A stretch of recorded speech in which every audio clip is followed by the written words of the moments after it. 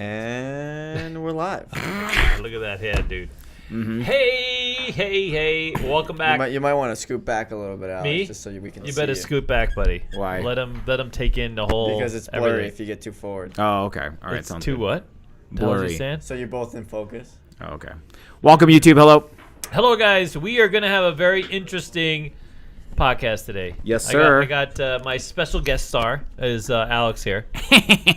And this is a 5-year journey for us that we wanted to share. Hopefully this will go on for quite a while. Yep. But we are the we went from epic fail to epic something else, dude. And interestingly, it's also Dennis has been with us 3 years. Yep. But we're going to talk about our 5-year journey and how quite literally everyone told us we would fail. Not only that, we were somewhat failures ourselves coming into this. I mean, I don't want to take away, but our success rate had been low. You know what I mean? 5 years as business partners, just to let everybody know. Yeah. Oh yeah, business partner. Everyone's wondering what 5 years means. 5 years. 5 years as business partners. Yes. That we have been evolving both the school and Casino Quest. Yes. And we have an interesting story. To be honest, we've had quite a few people look out and want to kind of look closer to our story. We have a Patreon channel, and we've had a few Patreons. I've talked about my stories. Yes. And so this has become kind of a something we've been talking about a lot is that we are this unexpected success. Yep. And we want to share kind of our truth and sort of how we got here with all of you and all of you who will look back on this in the future and know that, a lot of people talk about, hey, it's never too late. There's never too many failures, but we're literally an example of that. Well, before we get too far, there's a couple things I do want to say. Mm-hmm. I see that people are entering this stream faster than usually other streams. So for the 122 of you, 136 now. Okay. Thank you for watching. But please click that like button. We are going to give something away. Yes. And Van Lark, thank you for the $5 super chat. He didn't say anything, but thank you so much. Mr. Van Lark, thank you. We're going to keep this a little structured because we have a lot to share with you guys. I think this is going to be very pointed, especially we're going to talk about YouTube, our YouTube success. We're all going to talk about our business success. And we have, in many ways, we have one business on the front end, a trade school, and then we have another business that we reverse engineered from YouTube. Like we started as a YouTube channel and created a business out of the YouTube channel, quite literally. Yep.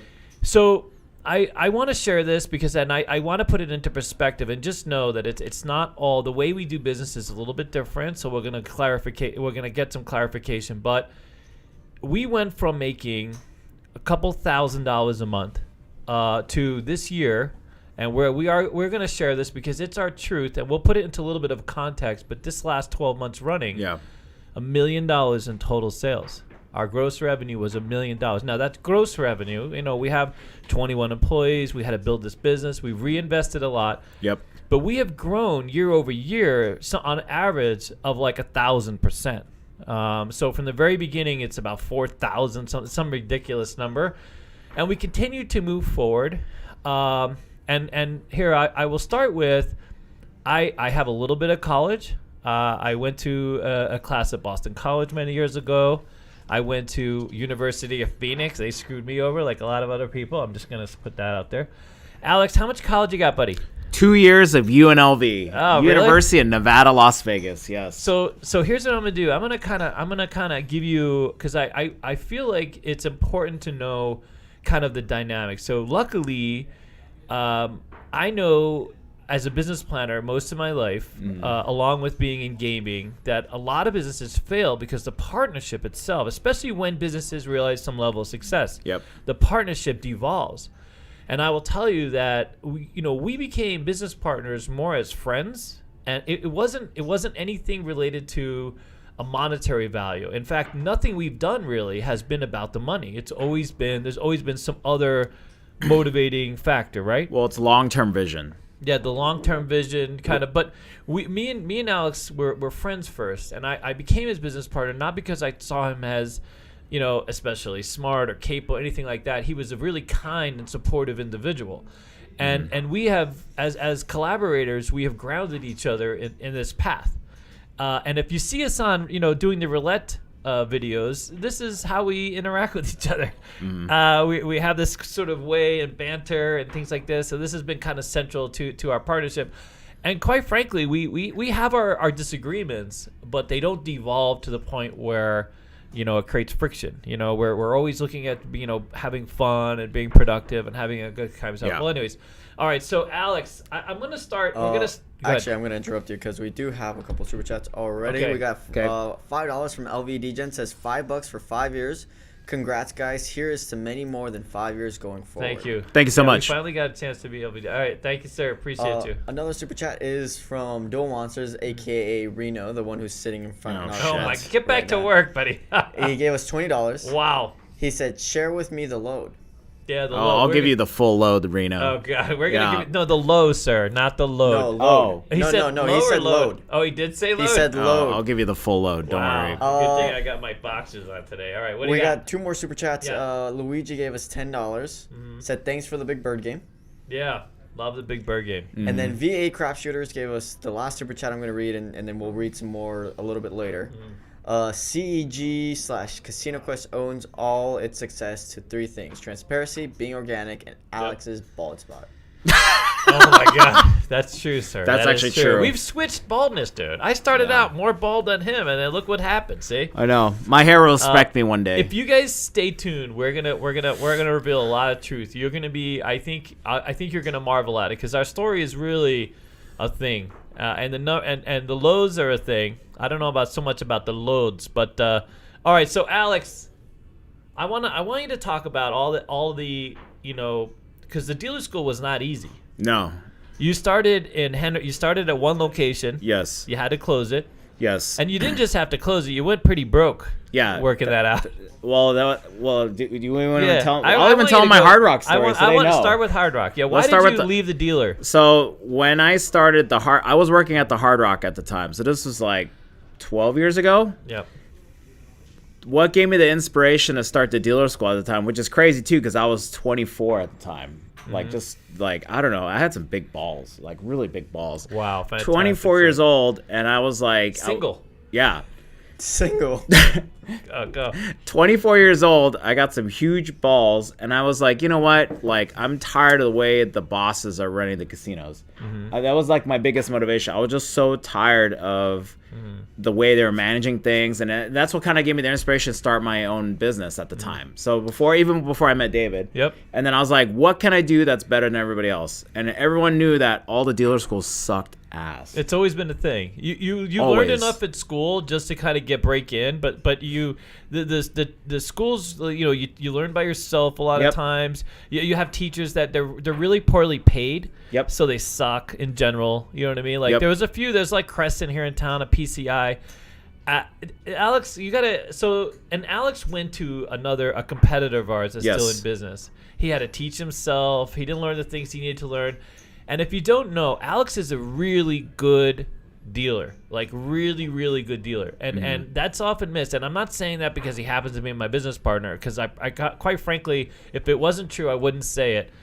But his skills, his mechanics with his hands and shuffling and the way he manages, Baccarat. I mean, there's a company right now hiring him as a consultant for Baccarat because he's literally that good. And if you ever got a chance to have Alex teach you, he teaches in a very sort of soft, very sort of accommodating way. He's very patient, and you know what I mean. He goes through things. I'm not that way. I'm better at the dice thing because it could be a little more quick. But anyways, go ahead, sir. So I got the inspiration to start the dealer school while I was working at the Hard Rock. I was a supervisor at the time. I was very disillusioned with the casino business. Very young. I wanted to push myself, do something better. Yeah. And I was turned down the opportunities many times and various other opportunities. So at the time I was like, you know what, I'm going to start the dealer school. At the same time, I was doing something in the casino business I shouldn't have done, and they basically tried to make an example out of me. Yeah, can I tell them? Yeah, tell them. I have a so back in the day, there used to be. I have a friend of mine, James, is a great example. I'm outing you, buddy. Who used to work as a slot floorman, a high-level VIP slot supervisor.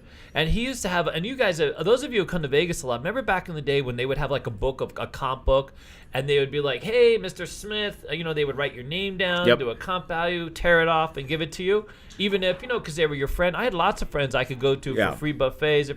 Alex did this for a friend of his, like everybody else did at the time. Now, was it a little bit? But this is how the casinos worked. Yeah, you would comp your friends and hook them up. Hook your friends, I mean, and that's just how it is. And Yep. so ultimately, he ran into a boss that didn't like him. Yep. Who we have come to find out is, let's just say, certain races don't appeal to him. Other races do. I don't want. Yep. And so. Yeah, go ahead. So basically, I got arrested one night, went to jail. Perped him. Right at the casino. Perped him. I got 4 felonies and a misdemeanor. I got sent to Clark County Detention Center. Spent 20 hours in the drunk tank for something that normally most people just get fired for. The guy really wanted to make an example out of me. And he knew that I was going to start the dealer school because at the time, I was just like so disillusioned for working for him. I was like so fed up with it. So it was like basically like... We've run into this guy recently, not too long ago. It cost us a lot of money. Created another issue for us when he found out that Alex was at the school. And luckily, thanks to some of our success, we were able to push back, and we did well. It cost us this man is definitely quite the little player. Yep. And if you wonder, add one more sort of feather to like why casinos. We love the casinos. We work with a lot of casinos. They do a lot of great things, but there are some players out there that don't like to play well, that are still under some old school crap, and we don't play well with them, and that's just how it is. So I was out of jail, right? Got out of jail. I have these like pending cases, pending felonies. At the time, I'm about to start the dealer school. I can't work a regular job because I have a pending criminal record. Yeah, you can't get a gaming license. That Uber and Lyft just came out. Can't do Uber and Lyft. Can't do anything. Can't get a regular job. So I was literally all in on the dealer school. And then that was the Henderson location. I'm sure some of you guys have seen the pictures on my Instagram. Yep. And at that time, that was rough. And also my first taste of business, how landlords and real estate people just get you to sign stuff and they sneak stuff in. Brutal. They they did all types of stuff. And so I got evicted at the first location. Yep. Had to pack all my shit up, throw it in my garage. Yep. And then, basically I had no other choice. And I was like, at the time, before I met David, that's when we picked the Flamingo location. Yep, Flamingo Decatur. I had between 2 massage parlors. Yep. I had to borrow money from my parents and try again. Yep. And borrow money from my parents and Tyler. And just I have no other option. Literally, this is plan A. There is literally no plan B. We have to try again. Yep. And so at the time, when I started the dealer school, I was like, let me try to go away from everybody. But this time I was like, I'm going to go straight into the fire. Put myself right next to all the dealer schools. Yep. He was right across the street. Flamingo and Decatur. I ran into Alex by accident. I had an appointment to go across the street to PCI, quite literally at 2 o'clock in the afternoon. Yep.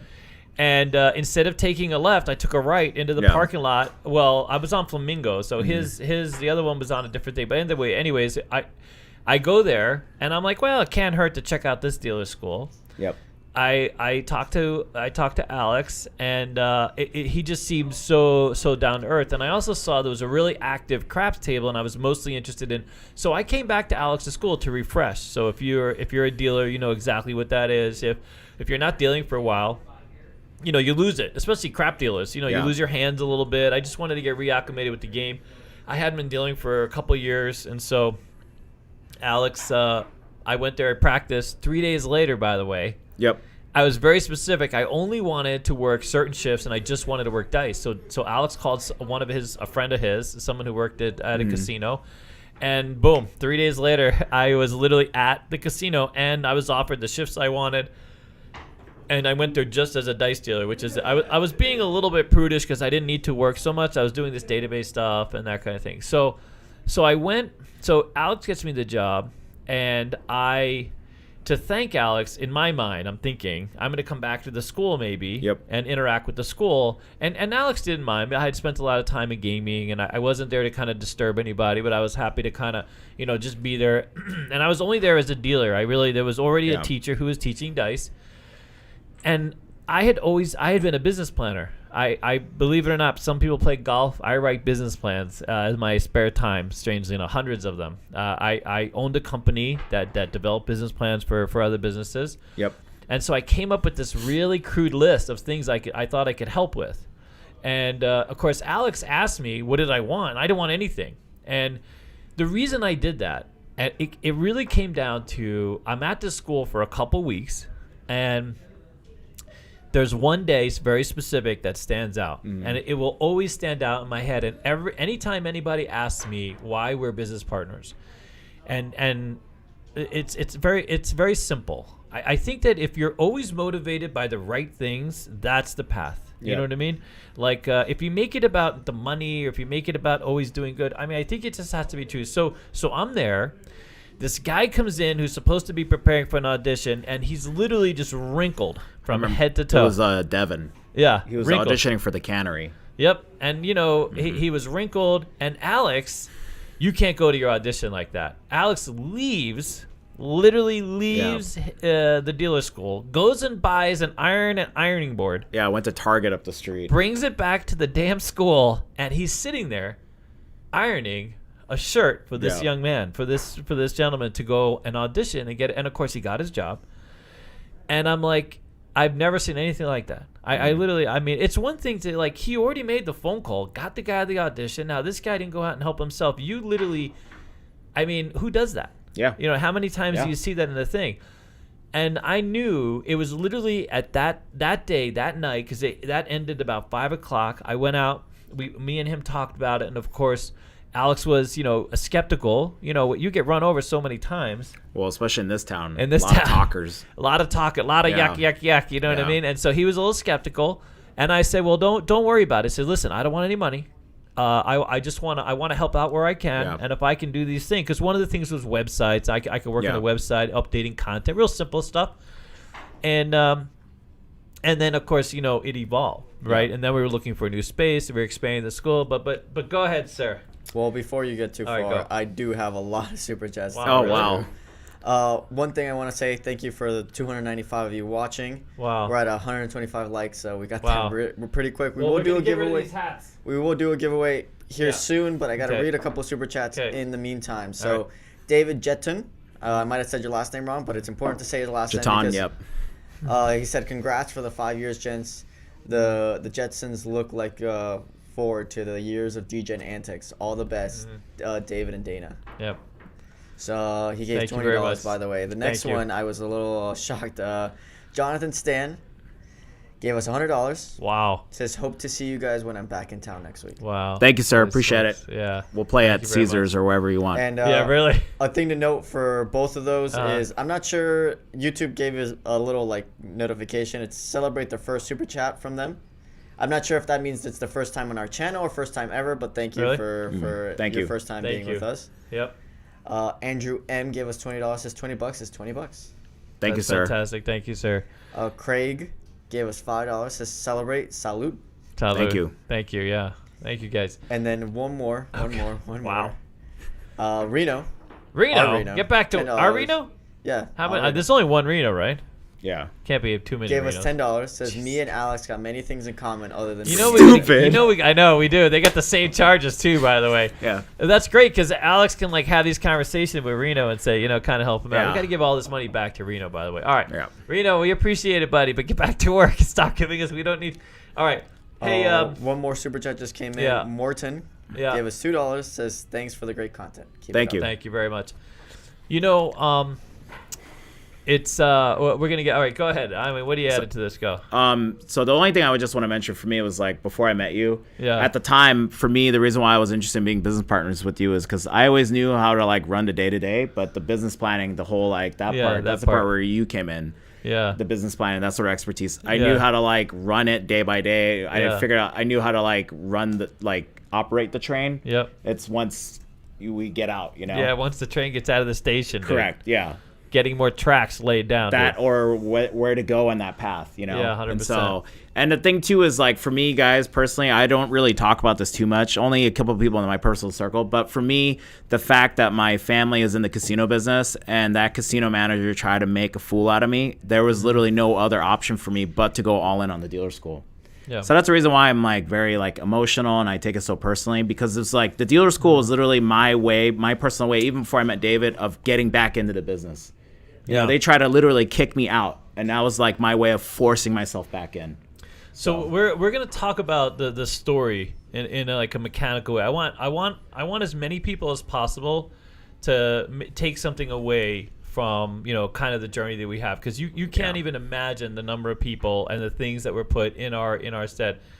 So I want to talk about I had recently on Patreon, I started to talk about, I have a whole series on my evictions here in town, by the way. It was like, what did we get to? Number 5? The Quinology? Yeah, the Quinology, yeah. So interestingly, as a young person, like quite literally, you know, 17, 18 years old, when I was 16 years old, I ran away. I disconnected from a lot of things. It was always easier for me to kind of escape than it was to confront a lot of realities. Ultimately, the biggest reality I ever had was, you know, going into the military, which worked out a few things. And then when I came out, you know, I had so many problems, you know, getting a regular job, right? Yeah. Until I became a dealer. I know a lot of you have shared this, but before I came to Vegas, I was with a friend of mine who later committed suicide, and it was a very, very difficult. I left the military with him. We were both left the military together. He was Air Force. He was DLI. He was at DLI. He was having some issues, and so he was exited. And you know, we spent some time together. He didn't make it to LA. And so when I finally got, which, you know, a lot of people ask me how I ended up in Scientology. Well, I'm in Santa Barbara, and that was sort of the end game.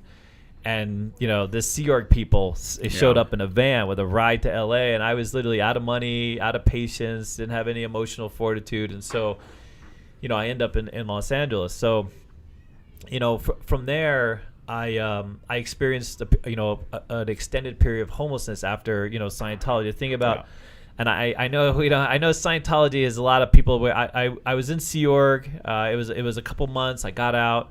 Of course, you know, they don't pay anything. You can't live. So I ended up homeless. And I met who would become, you know, the mother of my son, and ended up in Vegas. And let me just say, you know, for the next, I don't know how many years, I just made terrible choices. I mean, it wasn't that I was out to, you know, I wasn't arrested for anything. I had, you know, opportunities laid out in front of me. I just didn't take advantage of anything. You know, I became a dealer. My credit was always terrible, so I couldn't get better jobs. So I was stuck dealing downtown or low end strip places like the IP, you know.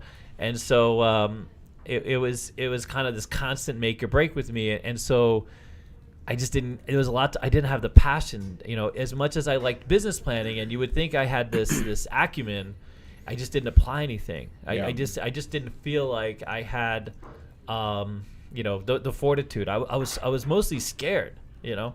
I was really scared. And so even when me and him started this business together, you know, there was still lots of fear, both of us. I mean, we're gonna talk about like the people that have tried to roll us over, and many times just a lack of confidence. It's just that here we were dealers who hadn't made a whole lot of ourselves up till then. I mean, let's be real, right? And you know, and yet, you know, and so people came and took advantage of that. Yeah. You know, people had, you know, the golden ticket or the key to the city, or now we have this lawsuit that's been over our heads for the last year on nonsense, by the way. We'll talk about that too. But so it was tough. So 13 years ago, literally 13 years ago, I'm sitting on the stoop of Flamingo Road Apartments at Flamingo and Decatur, give or take, Flamingo and Jones.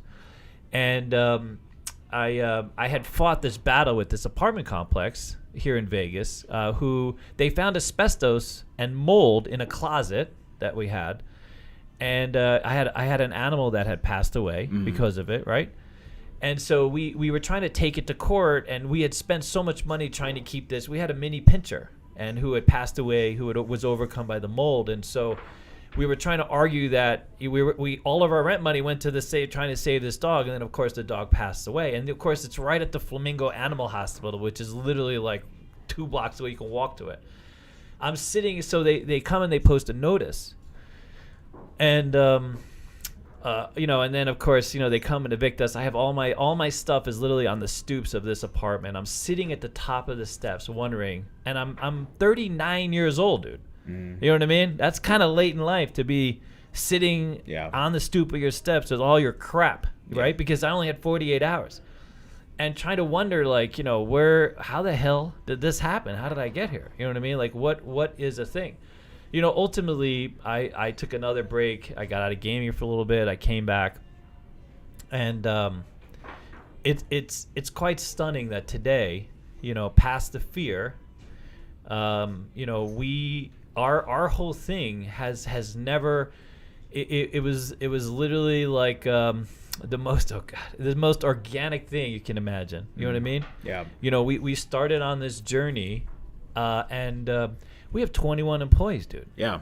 We have people whose livelihood and we pay no one makes less than $16 an hour. We have salaried employees that do really well. Like we have Becky, and we have Jose. We have people who are older, yep. who are wonderful teachers who make a great living and enjoy the space that we have. I mean, we have done this. You know what I mean? Well, we should also mention that Dave and I refused to pay ourselves for the longest time. Like we refused. During the pandemic, we weren't getting paid. There was so many times where we refused to pay because it was more important to pay these guys and pay the bills and keep everything going. Our first year, we claimed around $12,000, and then we had about $24,000. Yeah. This last year, we took a loss because of the lawsuit. But so my situation, by the way, changed. So I mentioned being 39. When I was 40 years old, I did sort of inherit kind of like a basic living, money that I could pay my rent. And then I had a bit of it. So that's how, if you wonder how we've been able to survive when we during the pandemic, and Alex has kind of a unique situation too. So we haven't had to pull as much money from the business as maybe some other. So we've had that a little bit, and it's also allowed us to really focus on the business. We've been able to reinvest, hire the people that we need, staff up, buy the things that are important. But all right, well, I have a ton of super Go. chats. Oh shit. Low Roller DJ gave us $4.99. Says thank you for teaching double tap and triple lux. Won 1,800 on ETG last week. Wow, that's fantastic. That's a good. All right, good. Okay. Yeah. Lucky Later Travels gave us $10. Says congrats from us. Thank you. Thank you very much. Chad and Sandy. Coin Pusher, aka Alan Toy, Mr. Toy says 40 months of Patreon support. First month in September 2019. Signing up for 15 spin roulette challenge with Grandpa. Thank you, Alan. Yeah, thank you, Alan. Richard Adams gave us $10. You can't see this, but it's just a sticker emoji of this pair laughing and rolling. Really? Mm. Yeah, good. Dirty Lurker gave us $19.99. Wow. Says Alex, how about the pit boss at the Strat the night we played? I know. Oh, really? Yeah. Danny Garcia gave us $10. Says great story. You guys are awesome. Looking forward to our CQ event on the 2nd, February 25th. Thank you. LVD Jen gave us $5. Says new challenge. Everyone book a challenge on Casino Quest and request David for everything other than craps. I got a challenge to get my days off scheduled in advance. Yeah. You know what I mean? VA Craft Shooters gave us $5. Yeah. Says, can I book Daddy David for a Baccarat class? Sure. Good luck with that. It's going to be a lot of Keno at the Baccarat table. That's all. You know what I mean? All right. DGen MO gave us $4.99. Says, Dennis, more money for the DGen fun. Alex, check the prison wallet. Nothing much to say about that, guys. Oh Who's my laughing God. now, bitches? Yep. All right, good. I will say we're at 203 likes, so we probably should do something. Here, we'll give away the CEG hat. Can you imagine we're giving away stuff, dude? We couldn't afford to give away stuff when we first opened. We're going to talk about sort of the evolution of the school. We're gonna get to the things that we did and how we made those decisions, and then we're going to talk about the Casino Quest, of course. Well, let's pick a word for them real quick while we... All right, let's pick a word. Broke. How about BD? Broke. You So started type in broke in chat. Listen. Yeah. And then we'll see. Yeah. We'll wait a couple of minutes and then pick a winner. Okay. Okay, ready? There's I will say there's way too many chats to read, but there's a lot of positivity going on in the Really? comments. So thank you guys so much. Yeah. We really appreciate it. Yeah. As we're going through and he's reading the stuff, it's crazy for us how everything's become full circle for us. It really is. It really has become full circle for us. Between that and the fact that we have a platform with you guys, platform, It's been unbelievable because literally the timing of everything, and like we miss Timmy, but Timmy getting us into YouTube and doing the whole thing, and it's just like Yeah, we're gonna talk about the YouTube adventure, but we got to talk about the school first. Yeah. And this is gonna sound. Some of this is gonna sound a bit. I'm trying not to be petty, but we want to definitely have our truth, right? So it's interesting. When we first moved into this mall, we met with this incredible general manager. His name is Brent. Yep. And one of the things he told us was you can't, and this is something that we have talked about as well, but specifically from him, the quote was, you can't worry about other people. You have to do you. You can't look back. Like there was so many people taking away from what we were trying to do. Yeah. And we fought. We fought against. We tried fighting. We tried fighting and trying to change the narrative, and ultimately it was just sort of a wasted effort and a wasted time. So, for example, when so me and Alex, we sat back. I was telling Alex, we got to move the school, dude. There's too small a space. Yeah. Well, just to give context, it was 1,200 square feet. Yeah. We were literally fitting 40 people, and then the way I set up the tables was diagonal, so that way you can maximize the space. That was always my thing. Was how much shit can I fit? You could grab an ass and no one would know. You know what I mean? It was like dealer school nightclub. Yeah, it really was. It was. It was who was that? I have some super chats, and because people are spamming broke, I got to read them before I lose them. Okay. Oh, okay. Gus gave us $4.99. Says Alex, decide what the loser has to do for our upcoming Blackjack challenge. Okay. Then we have D1 Keys gave us $20. Says hi CG and CQ, got to do the 10-minute Blackjack challenge with my fiance and meet Alex. You guys have given the love of gaming, and I hope one day to be in the business. You guys are changing gaming for the better. Thank you so much. Thank you. Appreciate Thank it. you very much. We also should pick a winner because there's been a lot of typing going on. All right, ready? Yep. You tell him when to stop, and I'll pick the number. Stop. I have stopped. All right. 1 through 10. Oh, I was gonna say 11. Damn it. You want to go with 11? I can go with 11. You can do 11. You're just making that stuff up as you go. 11. 11. I like 11. What do you got? 6. Fly River, you are the winner. Congratulations. Yes. I'll you type go. your name in chat just so you know it's you. And make sure you email admin at My Casino Quest with your address. That should be here in just a little bit. Yeah, we're gonna just do CEG hats. Yep. Yeah. Yeah. Look at that. Yeah. Mm-hmm. So all right, so we're going to so the plan that I actually have the original copy of the thing that I showed you, and there was a few key things that we had to do to help promote the school that no school had ever done. Branding. I wanted us. One of the first things I did was we worked on a logo. Alex had a logo, sort of, and I tried to incorporate that, but ultimately we one of his friends helped us. And helped with this. But I added the dice and the stick cards, and the 3D, the cards and stuff. So the first things we did was we added branding, and then we tried to make all the communication much more linear. Right? Yeah. We put out these little flyers. We had these little cards. And so there were a few basic little tweaks we gave. Now the website, we evolved the website. So at the time, Alex had put up a fairly basic website through GoDaddy, I believe, or one of these, one of these websites. And so we worked on, having that experience a little more linear, more specific, and then of course incorporating the branding and the color. But that was the first thing I wanted to work on. And then the sales part of it, the communications that we had with students that were coming in, because Alex was a great deal and a great teacher, but not so much, a little different when it came to the sales part of it, having closed the sale, having the conversation. Even to this day, by the way, Alex does not like to create obstacles for people. He really wants people to have the best day possible.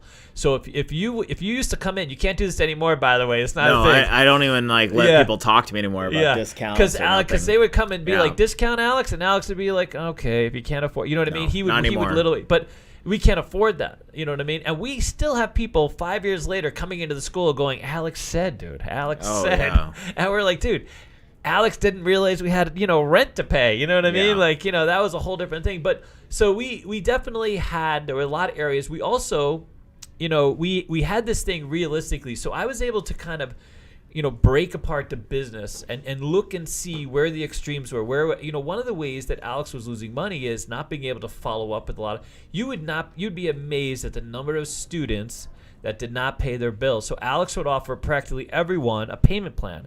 If you couldn't afford to come to the school, he would work it out with you. Well, in 1 year alone, Alex had outstanding payment plans of $30,000. $30,000. Like, a business can't exist that way. Yep. And the number of phone calls he had made to follow up is essentially zero, because Alex is not one to kind of hunt you down and try to collect. So that's true. So we were at this thing, like we all have our strengths, and so that was another area that we needed to qualify. At the very least, we needed to make phone calls and follow up with people. And but anyway, so the school starts becoming, as the school fills up. Yeah.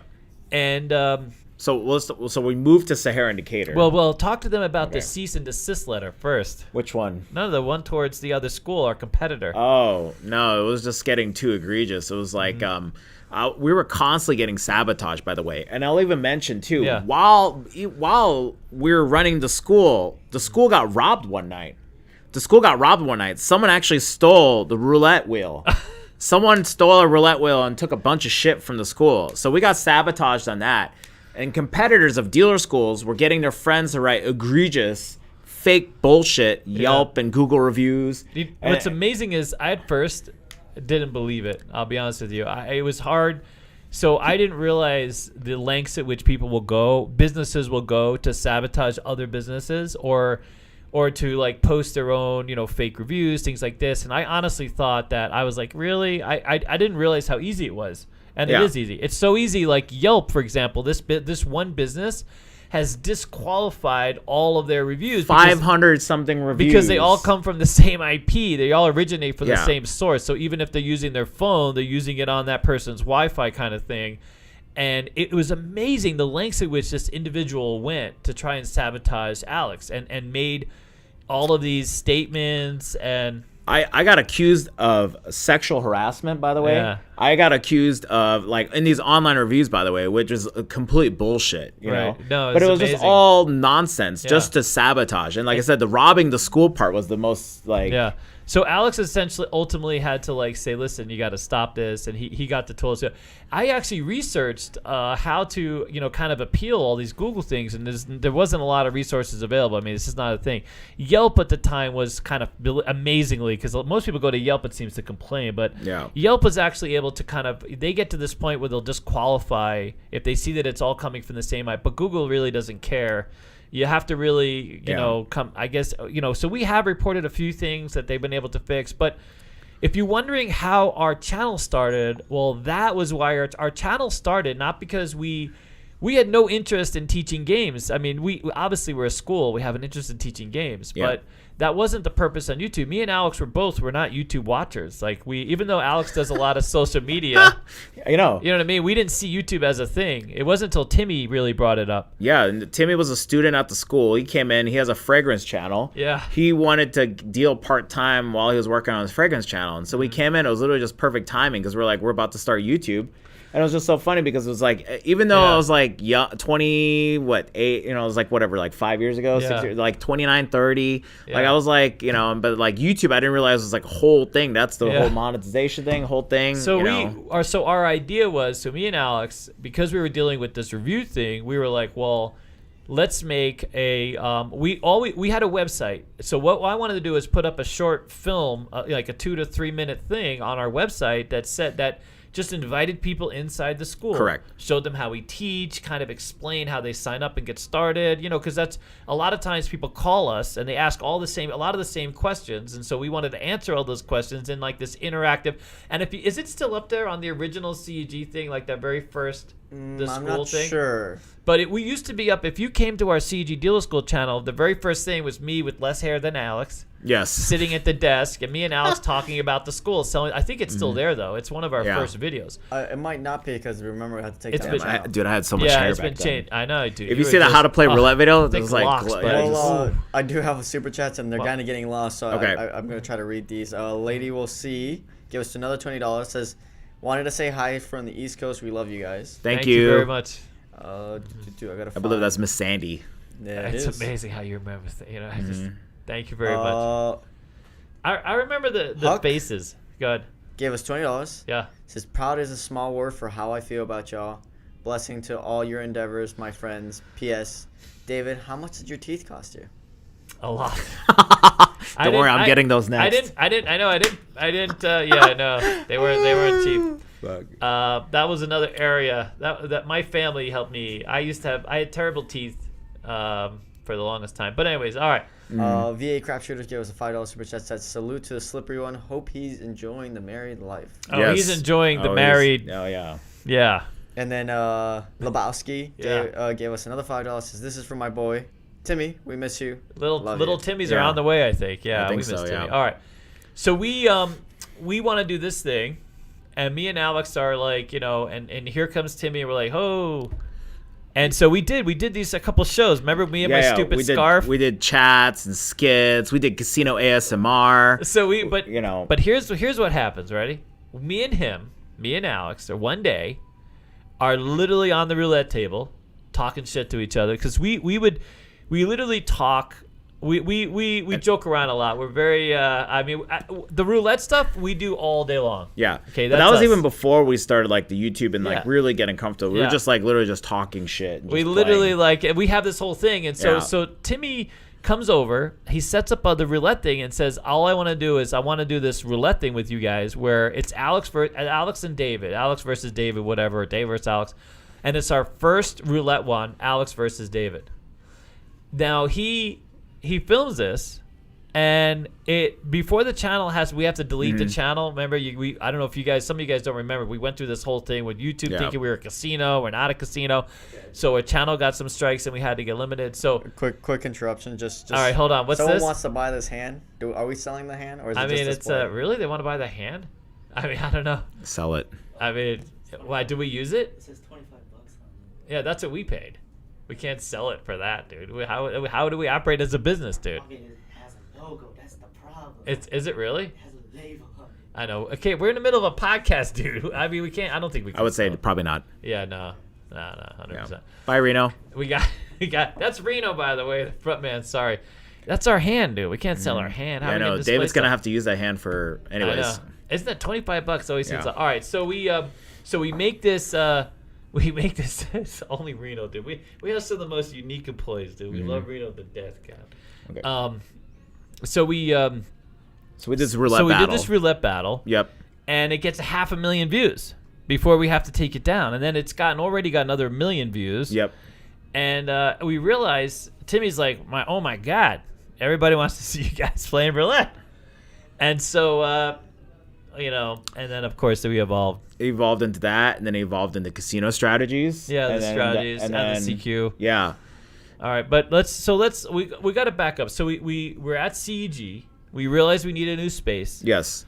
Me and Alex get in the car, and one night we go out to like 9:00 at night, and we see we're looking around at different places, dude. Yep. We saw a couple different places we like, and yeah, we had a real estate agent at the time. She sucked. And so we were like, I remember because I dropped off my girlfriend at the time at the airport, and I was like, hey, let's meet up. So we literally just drove around, and then we like peeked at this window on Sahara Decatur, which is 118, which is when you see some of the vlogs. And I was like, I think that's it. And then like we basically convinced him to give us a 5-year lease. Dude, it was so wait, we got to scroll back. So I will tell you guys, the one thing is, and I know a lot of commercial brokers, it's amazing how much money they make, and whether or not, I mean, I don't want to get into the legal part of how well they represent you, but these leases sometimes come with so much small print. Sometimes these brokers are worth it, and other times not so much. So this lady takes us down to one of their properties, okay, and they're convincing us that this is going to be the next best. Everybody's moving in. They got the place sold out. No. To this day, we can take you there. It's absolute still dumb. empty. Empty, dumb. She made all these weird commitments to us, and strangely enough, we had this other person that gave us the tour, and as we're done, our agent shows up 30 minutes late, and her excuse for being late was She had a powder nose. Yeah, she's like, Powder have you her ever had nose. that experience at the gym where your nose dries out and you don't have enough lotion for your nose? And I was like, I got a big nose, dude. That's never happened to me. You know what I mean? Basically, what David's trying to say is these commercial real estate people, they just want to get the deal done so they can get the commission check. They don't give a shit about what you, as a business owner, what you need, care about you. And also, too, their bonuses, that's part of their thing. So we basically just cut her out, just did it on our own. And we're like, hey, if you just negotiate with us, give us more incentive. And I was like, listen, when I found out that she was going to make $5,000 for that lease, I was like, holy smokes, we can get that $5,000. Because we couldn't afford to move to this new space. We had no money. That's what happened, though. The first two spaces, the one in Henderson, one in Flamingo, the real estate people, they didn't give two shits about what I wanted. They just wanted to get the thing, get their check, dude. So we meet up with this guy, and we realize that we can't afford the space. The only way we can afford the space is to try to get in there creatively. And at this point, we realize we're all in because this space is 3,400 square feet. The other space is 1,200, so it's triple this space. It's really a lot bigger. No, 118 is 2,200. 2,200. So 2,200. That's right. So it's double the space, almost double the space. Yeah. And we got to fill this school, and we got to put down carpet, and we got to pay for carpet. We got to fit. There's no carpet. It's just literally bare floor. Yeah, bare floor. Yep. So we negotiated. Get this. So what I did is I come from a school of kind of negotiating the bare bottom. You know what I mean? I want to get because then you have room to negotiate. Yeah. You know what I mean? And I was like, listen, I'm explaining to Mr. Becker that listen, we are trying to create something here. Help us create something, and we will be a good renter. If you give us a discounted rate plus the first 6 months free and a $5,000 concession, and you know what I mean?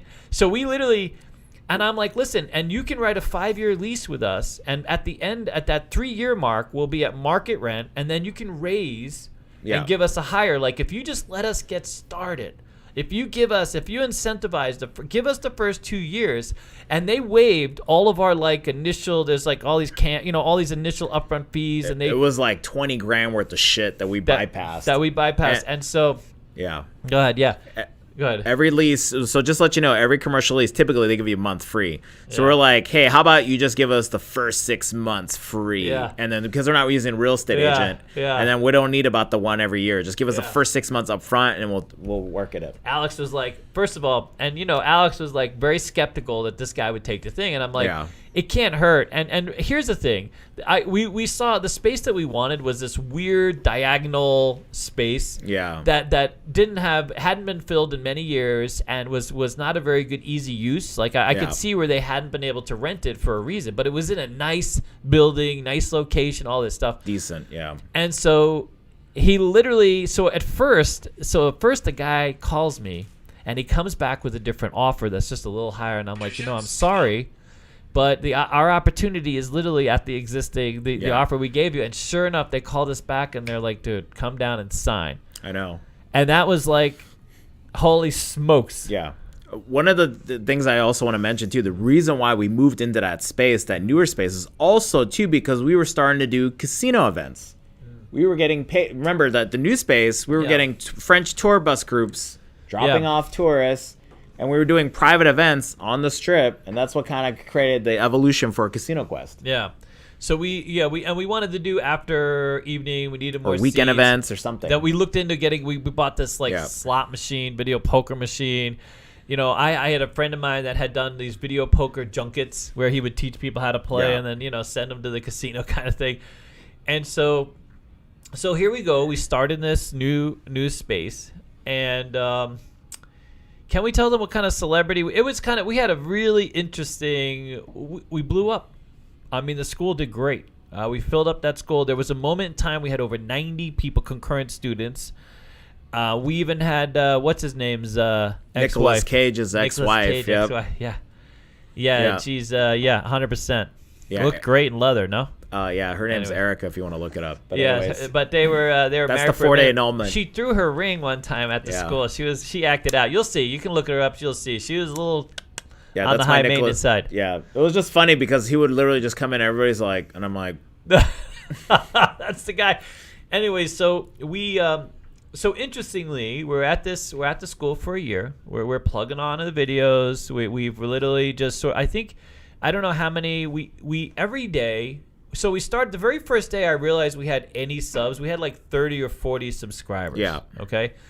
And we're getting like 10 views an hour. So by the end of the day, we're at like 80 views, like 80 views for a couple of weeks there. And I'm asking Timmy, where we go out to lunch one day, and we're asking Timmy like, hey, when have we succeeded at this? And he's like, well, when we can get 100 views in the first day, I think that's the first benchmark. 100 views a day, and then we're looking good. And then we're like, well, because I had never realized people got paid doing this. Like, people actually made money on YouTube, right? I always did it. I want to know how to fix my car, how not to get how to file the eviction paperwork. You know what I mean? I go on YouTube. Paperwork. I know. And he's like, yeah, no, because Timmy was making some money off his channel. Yeah. So we have this other conversation with Timmy, and we're like, well, what if we because we had been sort of swapping school for giving him a little money and swapping school access because his year had been up or whatever it was. And for his editing, for his video, we weren't really paying him anything because we weren't making anything. It was no money. And so we take him outside, literally, and we talk to him about, okay, what do we need? What can we do? We're at like 800 subs. How do we, what do you want us to do? How do we make this a channel? How do we make it like your channel? He's like, he has this, conversation with us. And so we start paying him, kind of a weekly basis. Yeah. And we haven't made any money, but the school's doing great. The school's doing, pretty fine. And sure enough, the channel, starts to grow.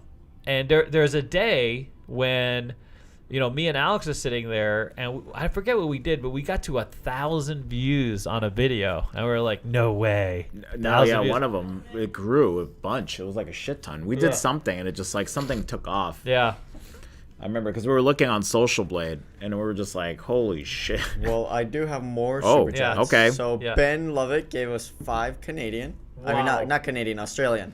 Australian, that's a lot of money. And he also Canadian got the little tag that says "Celebrate the first." Super chat from Ben. Okay, so fantastic. Thank you for that. Yes, for that. He gave us $5. Yes. And it says, "Good day from Australia. Love your videos. Keep up the good work." Thank you. The next one is for $4.99 from the Mart P. Oh. He says, "Here's the old days of getting BJ on Twitch." Mr. Mark P, thank you so much, sir. He's the one that sent the Timmy. Oh, really? The Timmy's from you? Yeah, that's from Mr. Mark P. We got one more super chat from LV DJ and gave us another $20. Wow. Says, "I talk a lot of shit, but seriously, thank you for everything and everyone at CEG and even the clowns on CQ channel. Lol." Thank you, sir. That's me, buddy. That's me. I'm over there. No. He means the CQ After Dark. Oh, the CQ. No, I haven't been on that one yet. Yeah. You know what I mean? I hear weird things have. about it. Oh, I have. Kino one. I've been on. Oh, the Kino. Oh, now it makes sense. That makes sense. But yeah, 100%. All right, so let's get back to the YouTube fame. Yep. We while we were doing this, there were a lot of people who thought that we were putting too much out there. You know what I mean? Like we were a school. So there are people who felt like we were running afoul of the casino and thought we should either not do it or you know what I mean. Alex, by the way, was the one who was like, screw it, we're going to put it all out there. I mean, we have had quite a few conversations about how much we want to share, how much we don't want to share, right up into the point where we just said, screw it. Not even screw it. Fuck it. Yeah. Okay, great. Now we're demonetized. No. So we definitely had, I mean, we know that we're a little different, and it's hard for us not to be unfiltered. The thing is about our business and everything we've run so far and everything we do, it's always about the truth, honesty. Yeah. Like that's the thing is like I just got tired. They did the same thing with the dealer school. It was like people just feeding other people with bullshit when they're signing up, giving them fault. Like I think for us it's just like honest, always just telling people the truth. Like this is the information. Like it's up to you what do you want to do with it. But at least we're telling everybody. Yeah, when people walk into the school, we don't sell everybody a school. I mean, if you walk into the school and we don't feel like a school is a good fit for you, or you can't walk or stand, or we're not taking your money just because we could take your money because you want it. We tell you it might not be a good fit. All right, so one of the big things we did do, I think, that was material to our moving on was we decided not to be petty anymore. Like we left behind the competitors. Like we even had a competitor right to the end trolling us One of our competitors put their damn sign in our parking lot. Okay, Yeah. like literally put up a billboard. They know very well that our school is literally right there. There's no way they don't. Of course. And they put up their big phone number thing, and so great for us because it's helped people. They see that billboard and they assume it's us. You know what I mean? Because people don't read, dude. Yeah. You know what I mean? And so they see the billboard, they come in. But I mean, these are the kind of antics. Then we had another guy, a school trolling us on the channel, and Let's talk about the channel deletion. Yeah, and before then Casino Quest. attacking the channel, making claims about us that weren't true, and we literally just said screw it. We stopped paying attention to the noise, like literally all the flipping noise, all of the other dealers. We used to be a member of this Facebook group that had a lot of dealers in it, all talking about how we were teaching people how to play. Like what's the big flipping deal? Like these are the rules of the game, and this is the best way we feel to play the game, and the rest of it's nonsense. You know what I mean? If you don't want the games to work and you don't have a casino. Like if you're in the casino business, that's how the games work. Yeah. I hear this. I get this feedback from dealers today about some of the strategies that we have, and they exist because that's the rules. And to hit the damn back wall, do the things you need to do. If you can't hard counter hustle the games, I get it. But the rest of it is about creating opportunity. If you are here, give yourself the best chance and think about all the more people that are engaged. It's a win, dude. It's a win. And the casinos are waking up to this, by the way, that it is a win. You're coming to their casino. There's no guarantee you're going to win. Everybody in our channel knows this is an entertainment. We're not cheap. The secret sauce is you're going to have fun and you're going to have hope and opportunity. But the rest of it is literally having There's fun. no guarantee win. Yeah. Yep. We're just trying to show you opportunity. That's all we promote. That's what we promote to our dealers, that we promote with our players, and I think that's the truth, and that's the honesty. So we forget all this noise, okay? Yep. Then tell them what happened, sir. We got a phone call. Which phone call? Go. Hold on to the phone call. Yep. We got a couple more super chats. We got Oscar, he spelled it OSCVR, but I'm just gonna say Oscar. Okay. He gave us $4.99. It said he's got a thought-provoking question. He said, "Okay, go. If you start with $10 out of your pocket and bet your way all the way up to $5,000, then bet those $5,000 on black and lose. Did you lose $5,000 or just $10?" $10. Sir. $10. $10. Come on. You're asking two gamblers, man. It's only one answer. 10. If I win $1 million on Keno and I haven't yet deposited into my bank and I was only in $10, I only lost $10, dude. That's literally the gambler's thing. I mean, that's how it's happened to me more times than you could ever imagine. Not the $1 million part, but just me winning. Facts. And you know what I'm saying? These are facts. We got a couple more super chats. We got Adam. Yeah. He gave us $4.99. Yes. Towards the Ghost Fund, Sour Patch, Red Berry for life. You are my brother for life now. Okay. Oh, just really? So you know. Yeah. No, he's a big. Yeah, that's his favorite Thank you, sir. flavor. Ooh, we have some new LVD flavors. gave us another $10. No way. Says, I think the honesty and the transparency is what keeps people coming back for so many. Keeps everyone coming back. So many scams these days and BS that you guys rise above the rest. Thank you. Appreciate it. Yeah. Can I before we get to the phone call, can I just say one other thing? Mm-hmm. We've been offered quite a few different sponsorships with casinos, just so you know. And we basically online casinos, yeah. And we've told them all. We had a guy literally call the dealer school the other day and ask us how to convert the money to Bitcoin and all that. Listen, if we don't think that online casinos are a good fit, and just to clarify, Alex, worked as like a marketing rep for this one casino that people play with, but at the end of the day, they're not regulated. And look what happened to FTX. Thank God we weren't involved with that. But we never would have been. Well, just to clarify, the deal that I had with Jazz. Yeah. The deal with Jazz was not based on players' loss. So that's what the online casinos promote to content creators. They promote to content creators that you get a percentage of their loss. Right. I refused to do that to the community. I said, I don't want their loss. I only want based on my win. Yeah, so that was the thing too. We got paid based on me gambling, them putting money in my account, and us winning. We get a percentage of that. Yeah, 100%. So we never accepted any sort of offer of people's losing as a group percentage. Yeah. That's the thing is like other content creators out there, they're getting a chunk of whatever the loss is. We refuse to do that. So by the way, so any of these casinos, so they offer us like to put our link, and you'll see channels with the link to these online casinos. You'll never see us with a link to these casinos because we don't feel like it's, we feel like there's too much room for error. Like if it's the MGM and you're trying to open up a sports account, then great, because it's a regulated casino that's licensed and there's accountability. If somehow your money gets screwed, you can get your way back.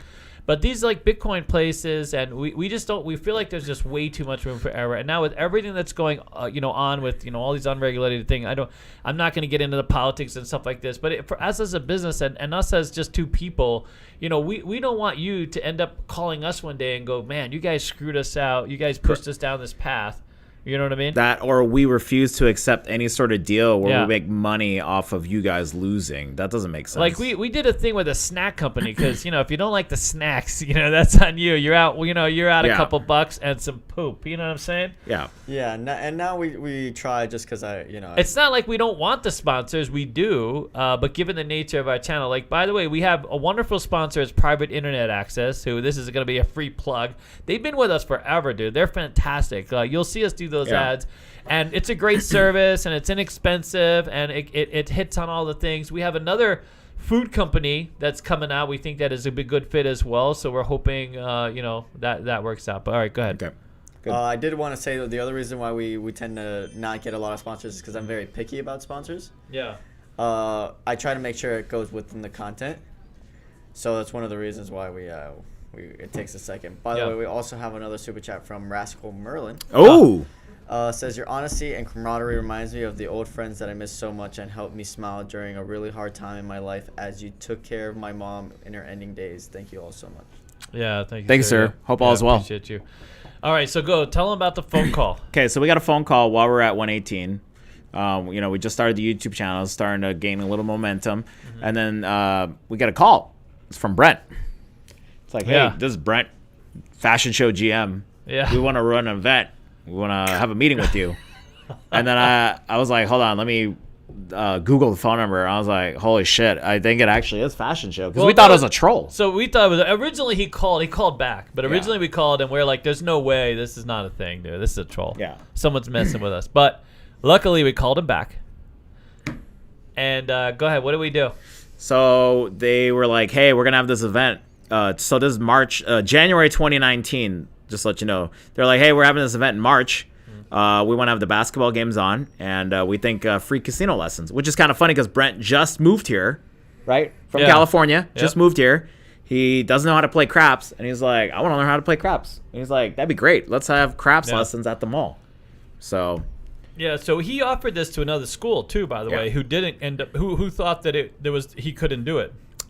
So this is one of the other schools that was trolling us. Yes. Came back with, didn't want to do it because he didn't feel like it was a good enough hour. I don't know. I mean, they went through this whole thing. Not before he talked some smack about us. Go ahead, let him know. Well, he told Brent that casino lessons was a stupid idea. Yeah, stupid idea. And then when he realized that when he found out about us doing it, he called him back.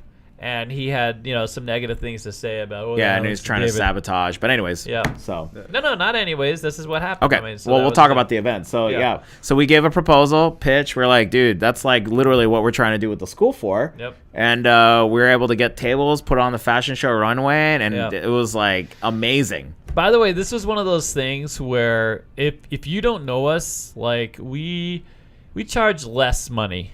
There's a lot of things that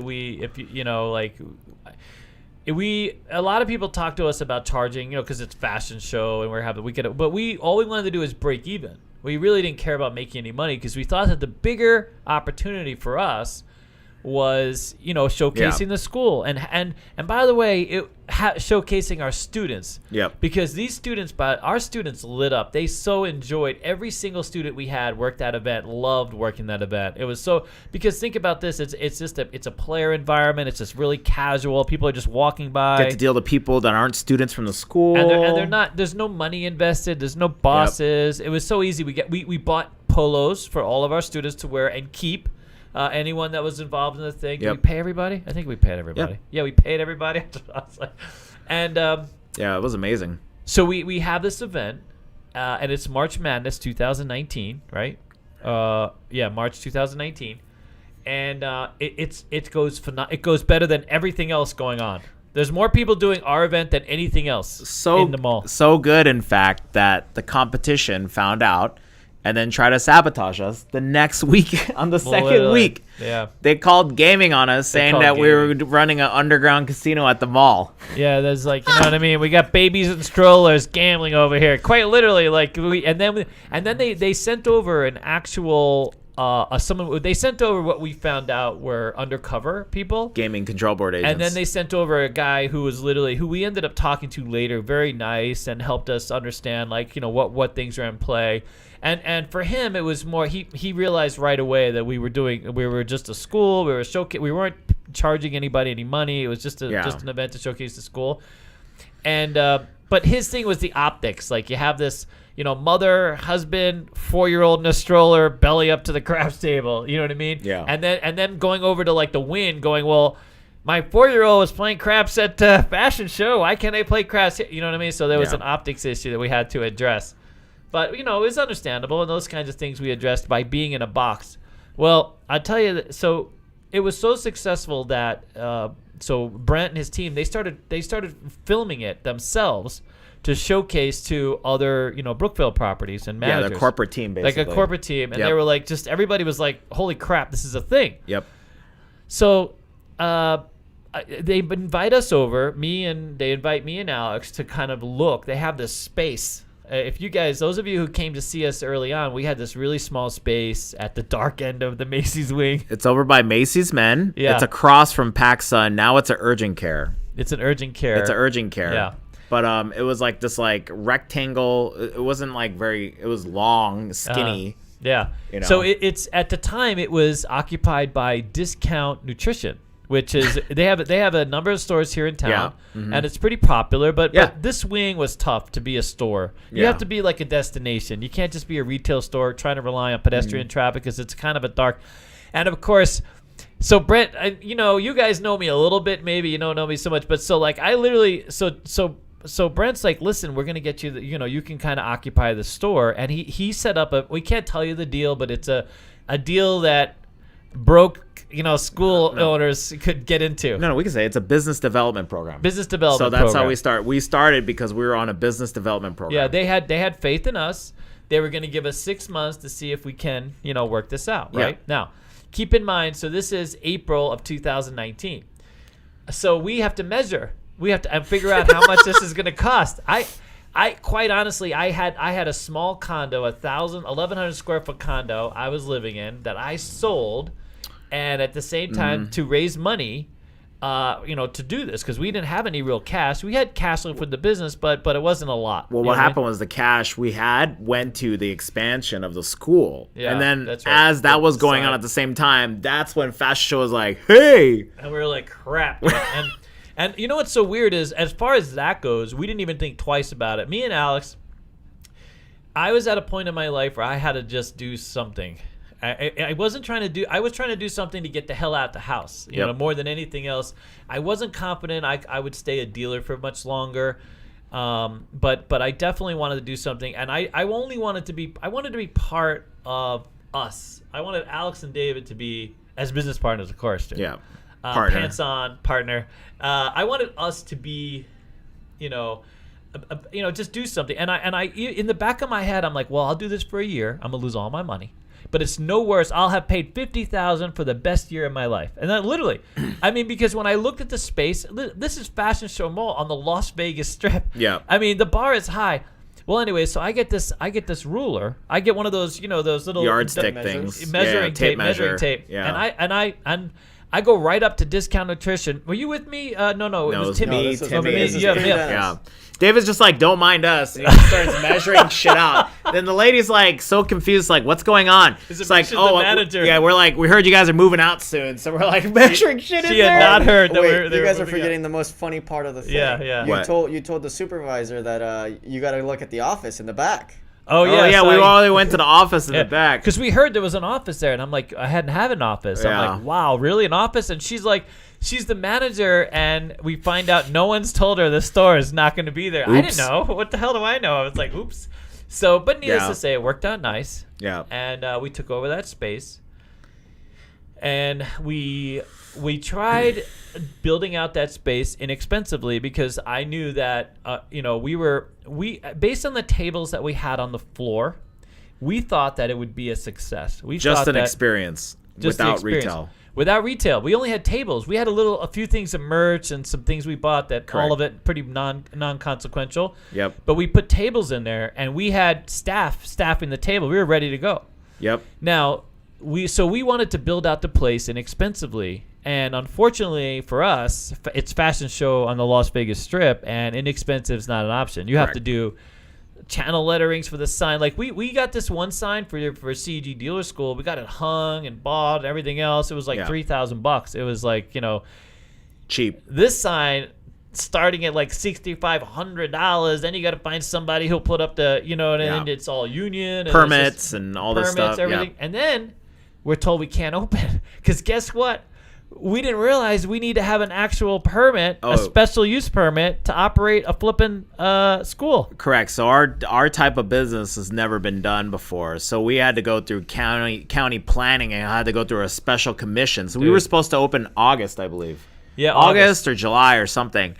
And so we were supposed to do that and then found out that, oh, no, lol, we got to get a special permit. So we had to go through the planning commission and all this other stuff. I was sweating. So we had already built out the space. Yeah. We had already modeled the space, spent the sign money. We were ready to go. Yep. And now we have to go through this whole process. And I was so nervous because I was under the impression, I was nervous that once it got past, that planning was not going to understand what we were trying to do and trying to mistake us for a casino. And this is one of those dynamics where, again, Alex every day would remind me, don't worry about it. It's not a problem. This is fine. Literally, like, so he would, I got to sleep with Alex telling me, right next to me. No, just kidding.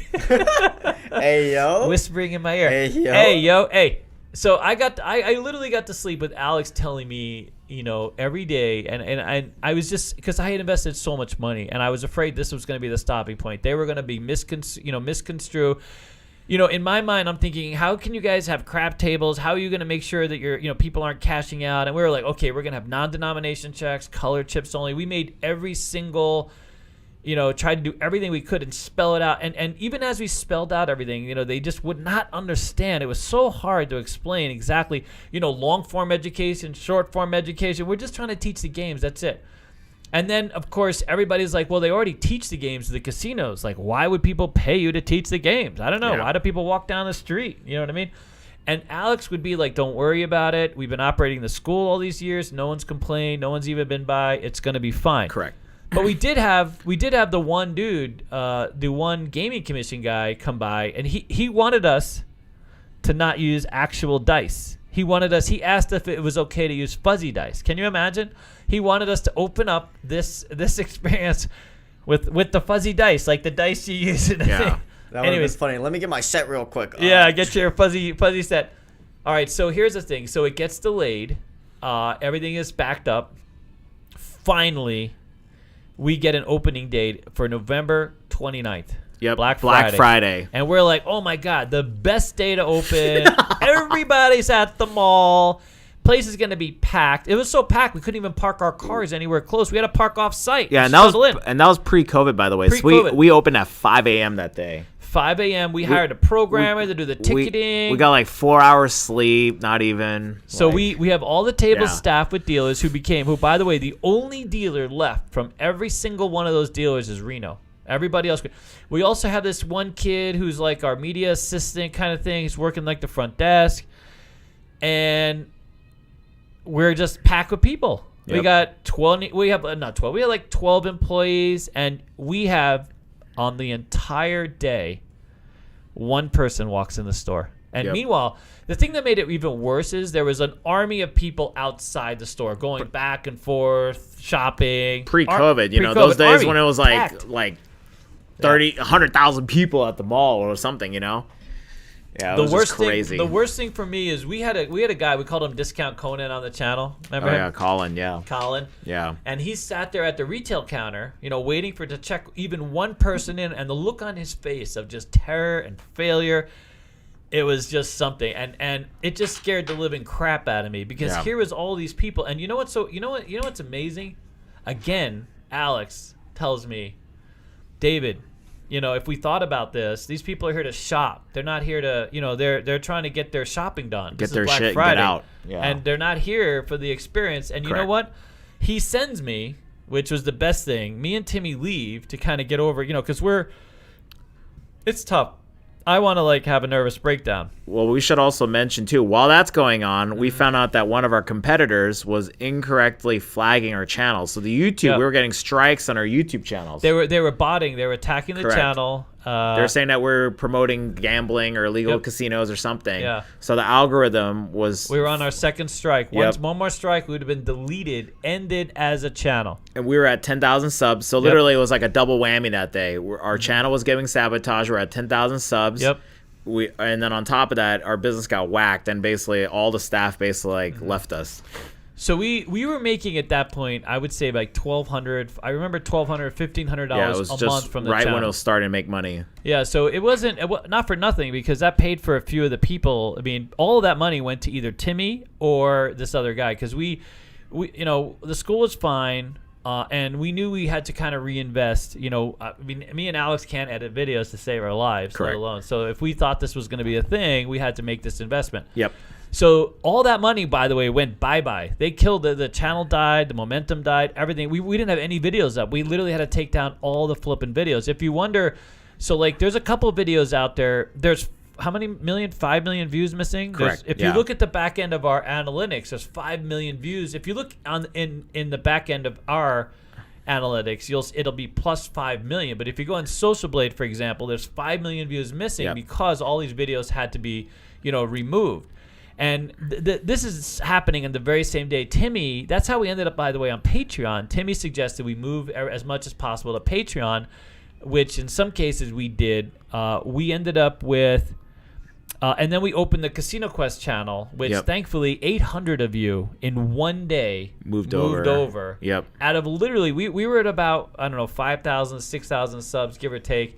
800 of you moved over, which was, by the way, it was one of the greatest. I mean, I was in the back with Timmy, and Timmy was really upset that this was going. Not only was this... He was almost about to throw up. I remember. Dude, he was dry heaving in the office. Yeah. And we were in the office. We were trying to collect ourselves.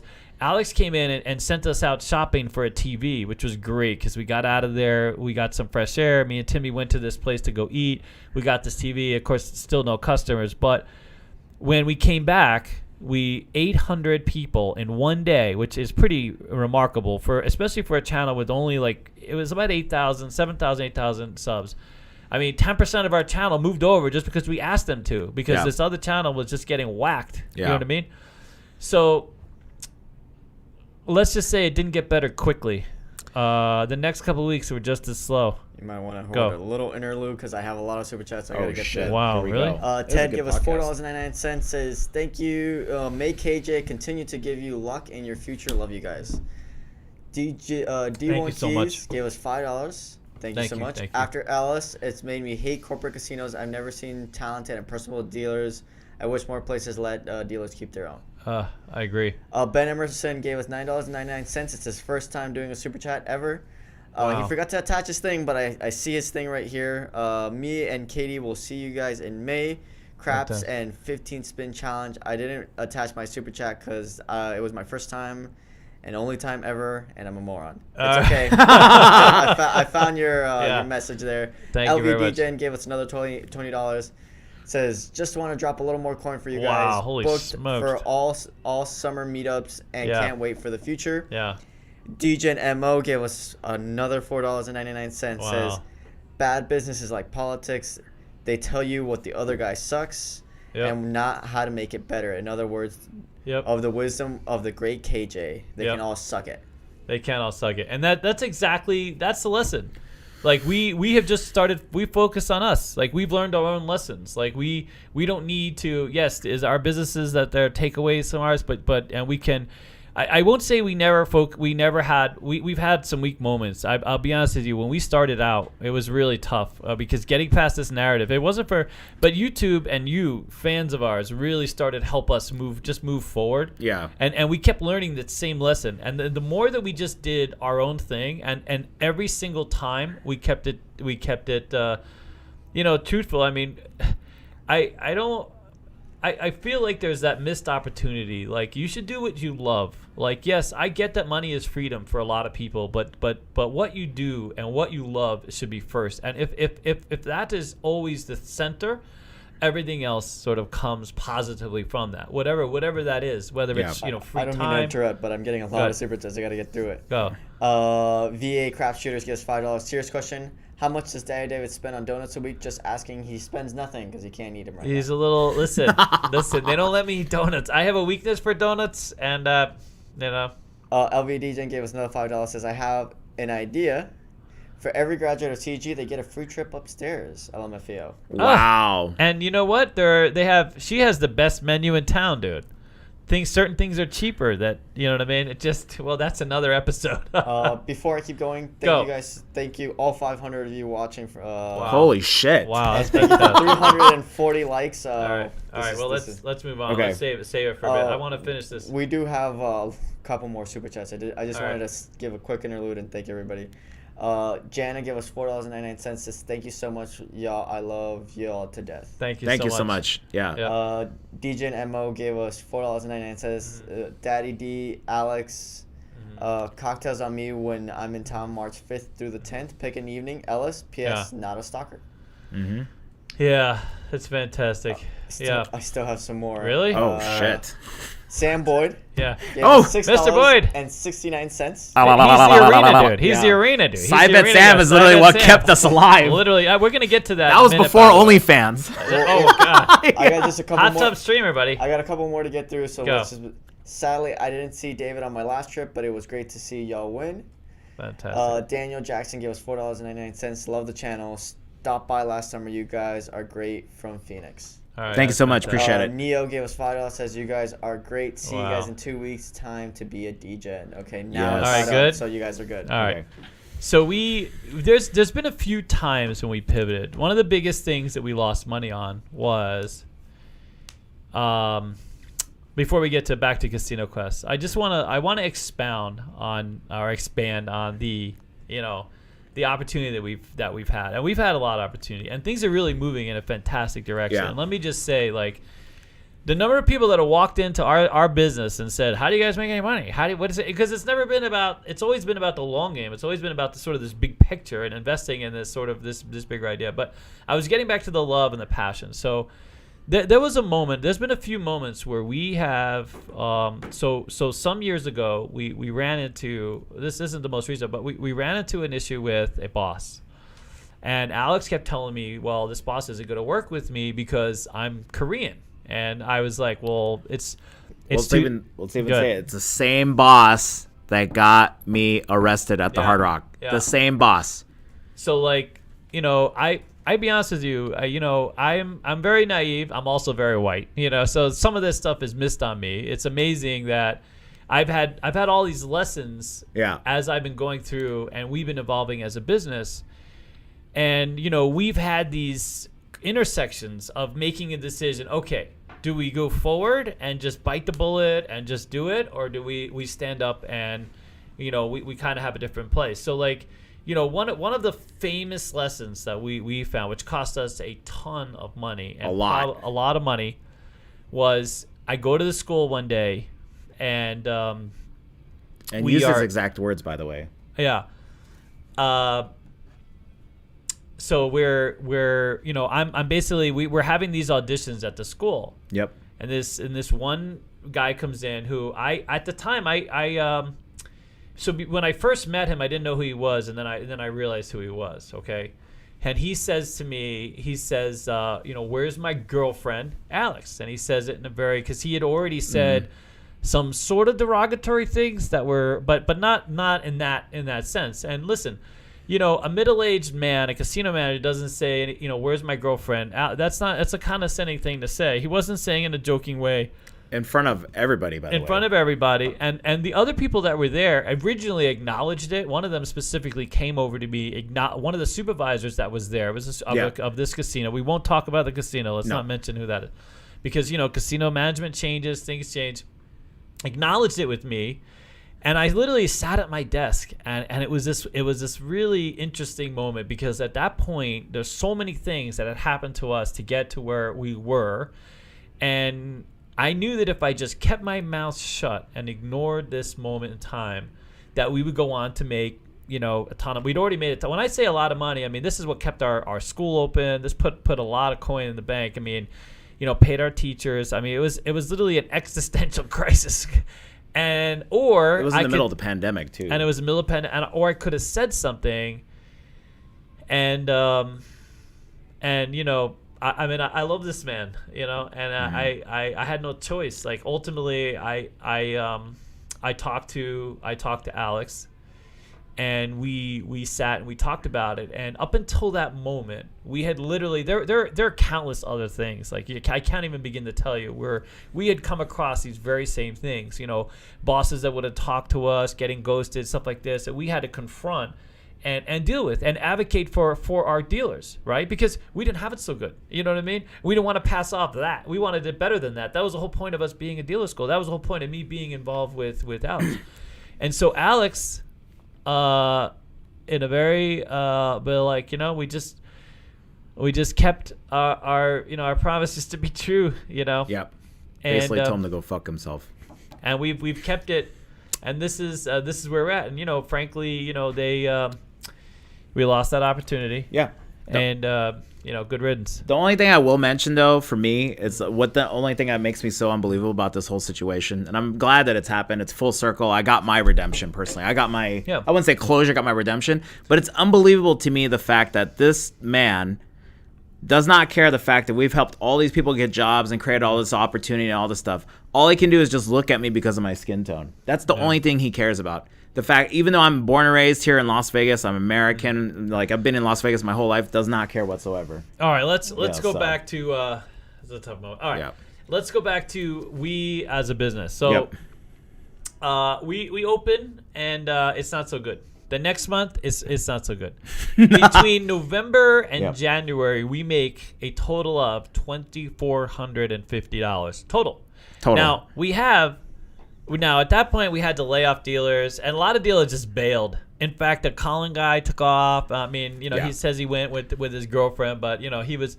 And meanwhile, our channel's still going through a lot of crap. I mean, this has been a zero-sum game. Okay. Come February, we start filling up. People are coming out. And I don't know when Sam Boyd came out, but by the way, $2,450. I think most of that's from Sam Boyd. Yeah, it was like $1,300 of it was Side Bet Sam. Side Bet Sam comes in and buys all our merch, and I don't know how many hours. Prepaid 50 hours, like 30 hours ahead of time. Yeah. I mean, just prepays all this thing, like all that money is his, and then he comes back another couple months later, but. By February, we are starting to get busier. Our booking thing, we finally figure out our reservation system. We start having people come in and rent the tables. And so me and Alex, by the way, we're running the school, and we can't afford any labor. We're not making any money. So me and him are dealing. Like, you guys could have got us for $15 if you reserved us online. We just started $15. $15 an hour, and we were there, dude. Me and him on the same table. You could have been one person, paid $15, and had us both working for you. That's how it was. We had no other choice. Yep. Now, here's the amazing thing. Come March, our reservations get booked out. Our channel is coming back. Our reservations are booked back, and the space is filling up in March. Yep. March 21st rolls around. March 21st rolls around. In the early part of March, we had 90 concurrent students at the school. We were packed. We had all the seats.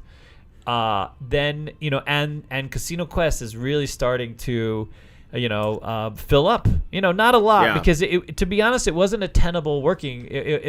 We had only tables. We didn't sell any retail. There's no merch. It was a few merch. There was a little bit of merch. Uh-oh, one of the cameras died. Is that us? The battery died on that one. I'll be back. They can hear you. Just quick second. All right. So COVID, the 21st comes, COVID hits. And, we're told we got to, we literally have to shut down. We can't even access the mall. You know what I mean? Yeah. I was joking around about it because you guys ever Yeah. seen Dawn of the Dead? You guys ever watched that movie where they're like stuck in the Yeah. mall and the zombie attacks come through? Keep going. Anyways, so I started laughing because I was like, man, if COVID's like serious as it is, the safest place in the mall, we couldn't get in the mall. Yeah, we couldn't get in the mall. They were like escorting us in and out. They Yeah. wanted to make sure. Yeah. You We did manage to get in a few times. It was so freaky to see all the stores closed up and nobody here. 2:00 on a Friday and it's just dead. Just dead. It was Yeah. really all the Vegas. Those of you who came out here and saw all the whole strip was dead, everything was dead.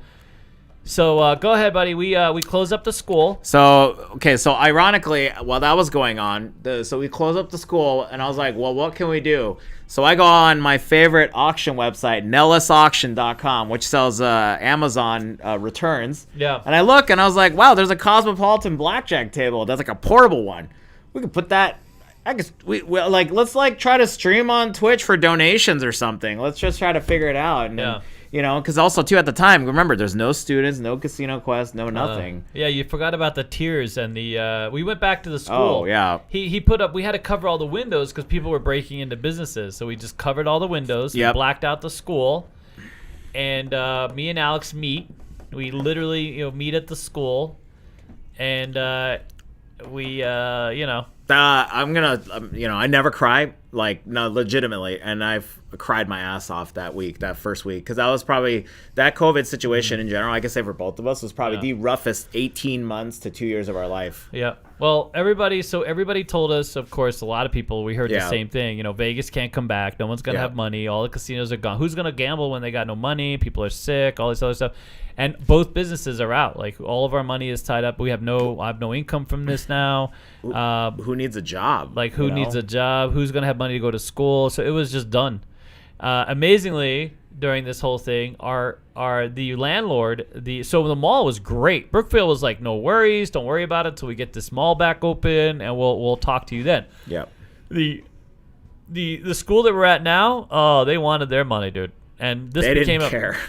It became a bitter point for me because during COVID, they got a lot of PPP. We didn't get anything. So we managed to get, in the very end, we got $10,000 in the state grant money. And strangely enough, because we didn't have the knowledge, that we didn't have a big enough bank. A lot of companies went through their banker or went through wherever.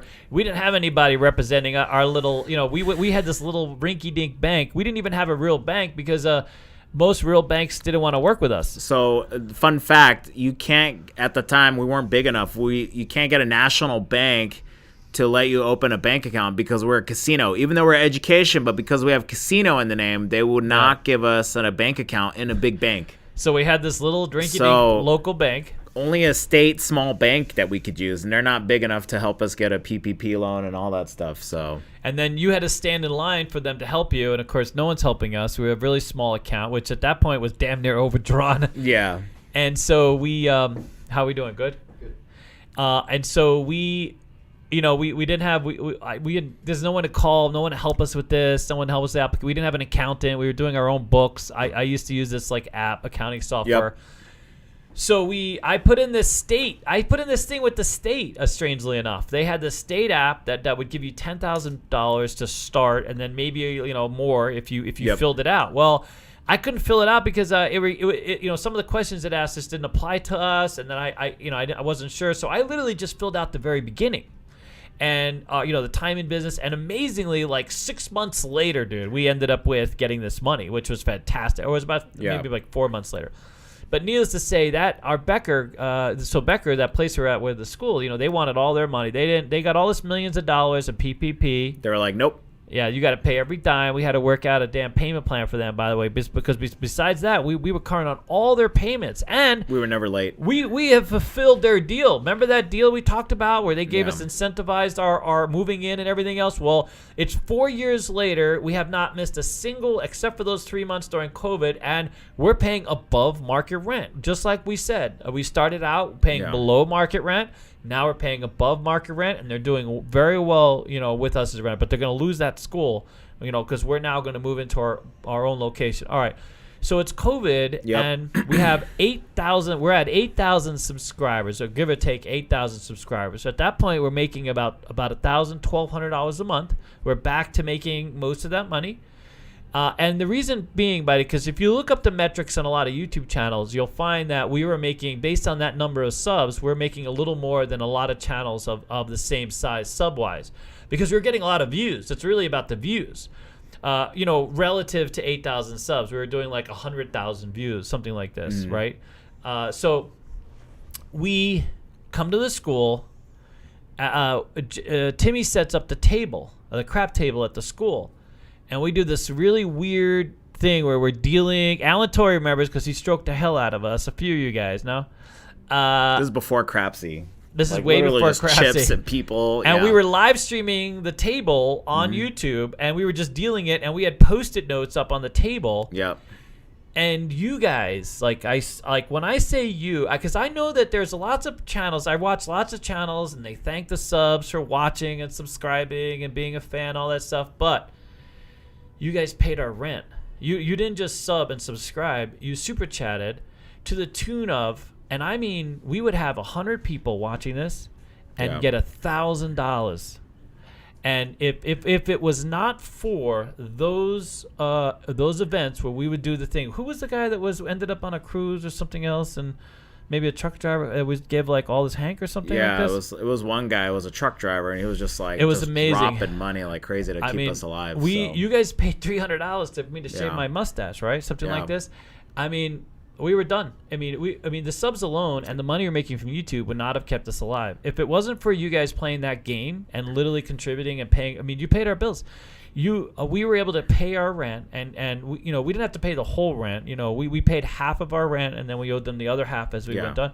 We would have had to probably look for a new school. We would have gotten evicted, or we wouldn't have had the resources to reopen and have our teachers in place when the school had a chance. Some of that money went to refunds. So coming out of COVID, as far as a school goes, when we were first allowed to reopen in COVID, we could only open at a quarter occupancy, 25%, which as a school doesn't pay our bills. We can't have 25% occupancy. That's not enough. That's not enough students. It was like 15 or something. You know it was what I like mean? something ridiculous. Yeah. And Dennis had started with us at this point, and he remembers the people that used to, every day, people were coming in for refunds. People that had signed up pre-COVID, now COVID, they just wanted their money back. Yep. Now, by state law, I didn't have to give them their money back. Their time had elapsed, but we did. It doesn't matter. I realized the whole world is shut down. Yeah. Those 3 months are gone. People need the money. And these people are out of money. Yep. All of our money went out. Literally all of our cash. Some of you guys that did contribute to us, that money went back to some students who needed this money, and we, about a month after COVID, we were still recovering. Me and Dennis literally had to go down to our bank, our Citibank, and I had to put in $85 to cover a check. We overdrafted. We overdrafted literally by $85. It was unbelievable. Yeah. I mean, that's literally, and now we still have Casino Quest to reopen. You know what I mean? Like we're thinking, like, what do we do with this? How do we do with this? Like, what's going on? I mean, it wasn't. I mean, I listen. Our story. There's lots of people that have gone through that went through a lot worse. Some people got sick. Some people didn't make it through COVID. But these are the things that we had to deal with as a business. You know what I mean? Once again, for us, it was like there was no plan B. It's literally all in. No, there's no opting out. So I went and sold some stuff. I raised $11,000. Me and him were both in a world of hurt. We went to the bank, cashed this money, and then we were able to pay ourselves a little bit of money, and we were able to, because my thing was, it's all we need to do is get through the next couple months and at least see where we were going to come out of this, and so that's what we did. So we came out of COVID, and we luckily for us we had this relationship that we told you about that we kind of ixnayed because of this. Casino manager or whatever. Manager. And so it wasn't easy. All right, so we come out of COVID. We're in the new space. And it's incredibly difficult. We're not doing well. The mall's not coming back. There are people here with money, but it's kind of it's very different. It's a whole different experience here in Vegas for a while. You know what I mean? Amazingly, go ahead. What do you got? You got to add? I was just talking about the opportunity for us to move over here. Yeah, so that we're gonna get to this lawsuit in a minute. Can we do that in just a second? Yeah, go ahead. Okay. I do have a lot of super chats. Wow. Fly River goes $5, says best live show ever for you guys. See you guys tomorrow to pick up my prize. Thank you. Fantastic. And it's also his first time super chatting. Good, we get to save on shipping, sir. Appreciate you. You fly your ass in here, pick up your own damn hat. MB Yeah. gave us $9.99. Says thank you. It's just a sticker that says thank you. Is it MD? MB. MB. Okay, thank you. I was like, MD, dude. I got this thing. Can you look? Clayton Monk gave us $10. Said Yeah. insane to look back at the monumental events of the past few years. Glad to see you guys are still doing well. Alex, although I missed the late night gaming sessions. I do. I know Monk. Hope all is well, buddy. Yeah, we do. LV man. DJ gave us another $5. Jesus, man. This guy is just loaded. Can we know the dude's name so we can all go and screw his No, I want to, but it's better just to let it go. Yeah, we're past it. Yeah. Double Up to Catch Up gave us $20. Says you guys need to get the engraved champagne bottle of your haters and pop it when they fail and prevail. I have a cigar for one of them. Yeah. Thank you, Nasty Nate. Yeah, thank you, sir. That's Mr. Nate. Oh, Yep. wow, yeah. Oh. What else you got? All right, back to our story. I still got a couple more. Oh. We got. We're gonna finish it's just, this off it's with just, a I'm bang. I'm trying to scroll through them because there's so Really? many texts that happen while that. OMC Craps gave us $20. Says love the perseverance and tenacity that you guys have. See it through all the hard times. Yep. Yeah. Thank you. Thank you so much. DJ Spam gave us $5. Says aloha gents. Great. Aloha, see you next DJ. week. I'm still snacking on those rice crackers, by the way. They're fantastic. Yeah, I'm still snacking on that hot tub you gave me, sir. Thank you so really? much, sir. Yeah, dude, DJ those Spam. rice cakes are fantastic. We love those. Number 6 hot tub streamer on Twitch. At night, it satiates my hunger, dude. Really? Yeah, you're a big. Yeah, we can get to that, buddy. He says clench for fun, get clapped, and Not Ron, everything is a congrats on your bonus. successes. Jeffrey just donated $25. Says Wow. you guys are the best. Okay, Thanks now so you much. can go continue with the All story. right. Okay. By the way, there's a whole lots of like we've talked about. There's a whole lot of other stories. Like we've been, there's a few casinos we've gone and seen them. We went to one casino recently. They didn't want to thank us, or they finally thanked us, but ultimately, you know what I mean. It's like, and then another casino shut us down, strangely enough, because we weren't willing to pay their $3 games at $25 games. So you guys, there's all those stories too, by the way, that we've already done. But this is more about the journey and sort of like what got us here and how. We can't. By the way, we can't forget Dennis's story too, because I wanted to. So in the middle of COVID, as we were trying to work on the videos, we added Dennis part-time to help us out with the game, because you guys were really, those live games were not easy, like, believe it or not. And so he would help us set up the, I don't know, what the hell is it called, a tripod and things like this. Yeah, he was helping backing up Timmy with the media equipment and all that stuff. But yeah. there was a point where we couldn't really afford Dennis, so we kind of ghosted Dennis, and we weren't sure what role he had. You know what I mean? No, this is true. Okay. Yeah. And Dennis has a fantastic story. So Dennis is, he's a high school graduate.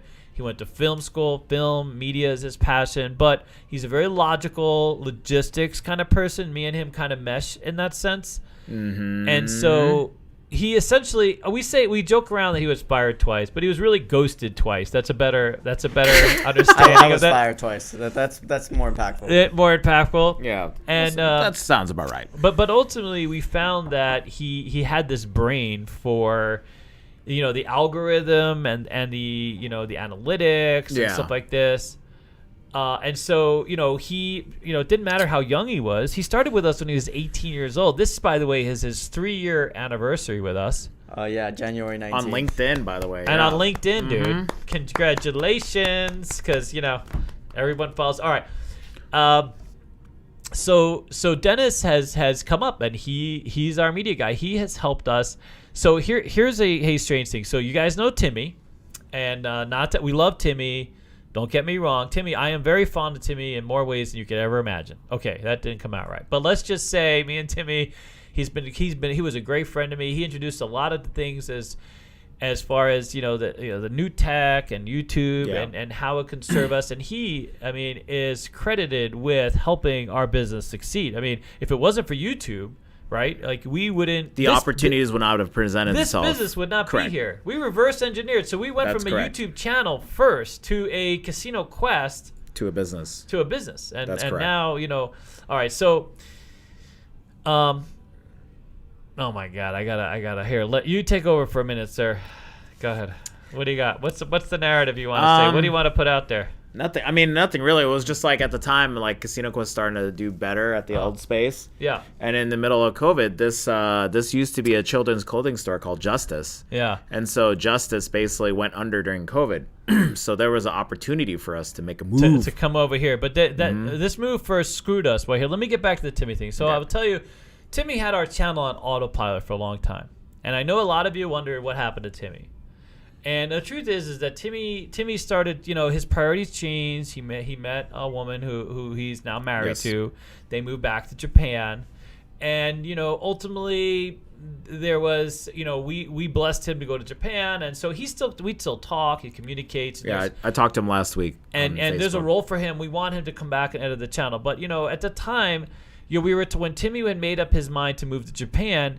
We were like, holy crap. We were like a little panicky, like, because Timmy's like on the channel and he was editing the videos. And so he told us that, we would probably lose half of our viewership, given that, he was going.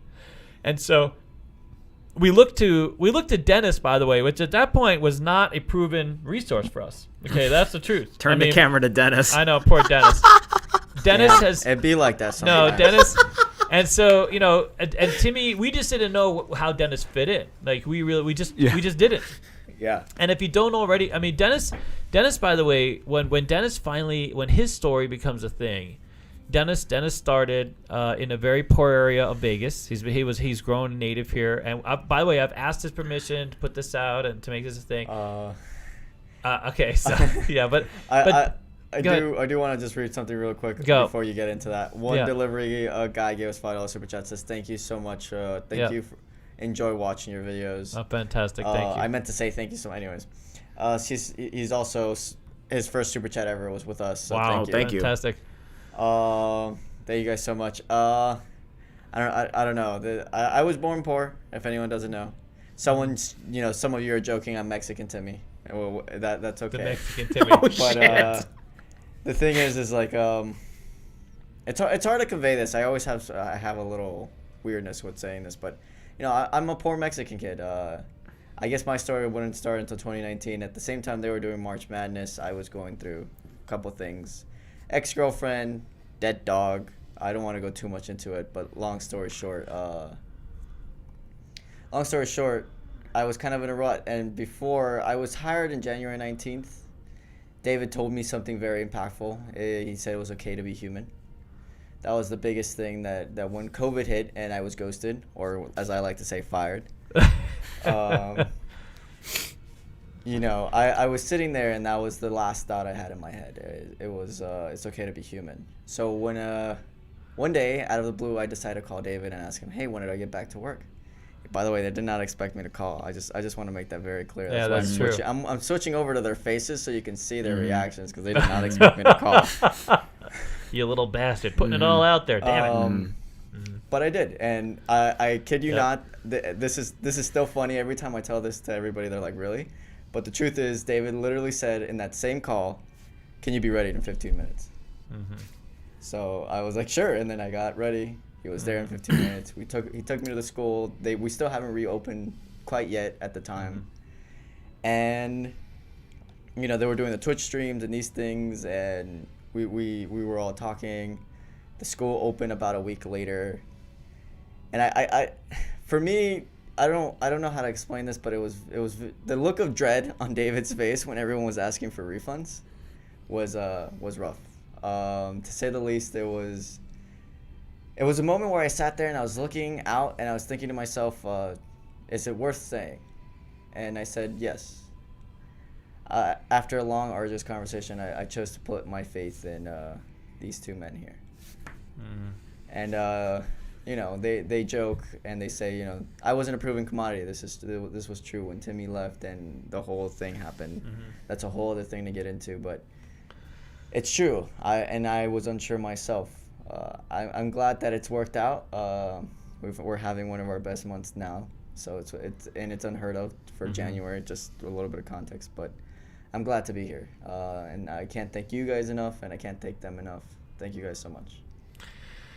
So Dennis has talk about proven commodities. We have grown. So that 50% drop never happened. We dropped by 10%, and now he's grown us 100% year over year just since last year. Mm-hmm.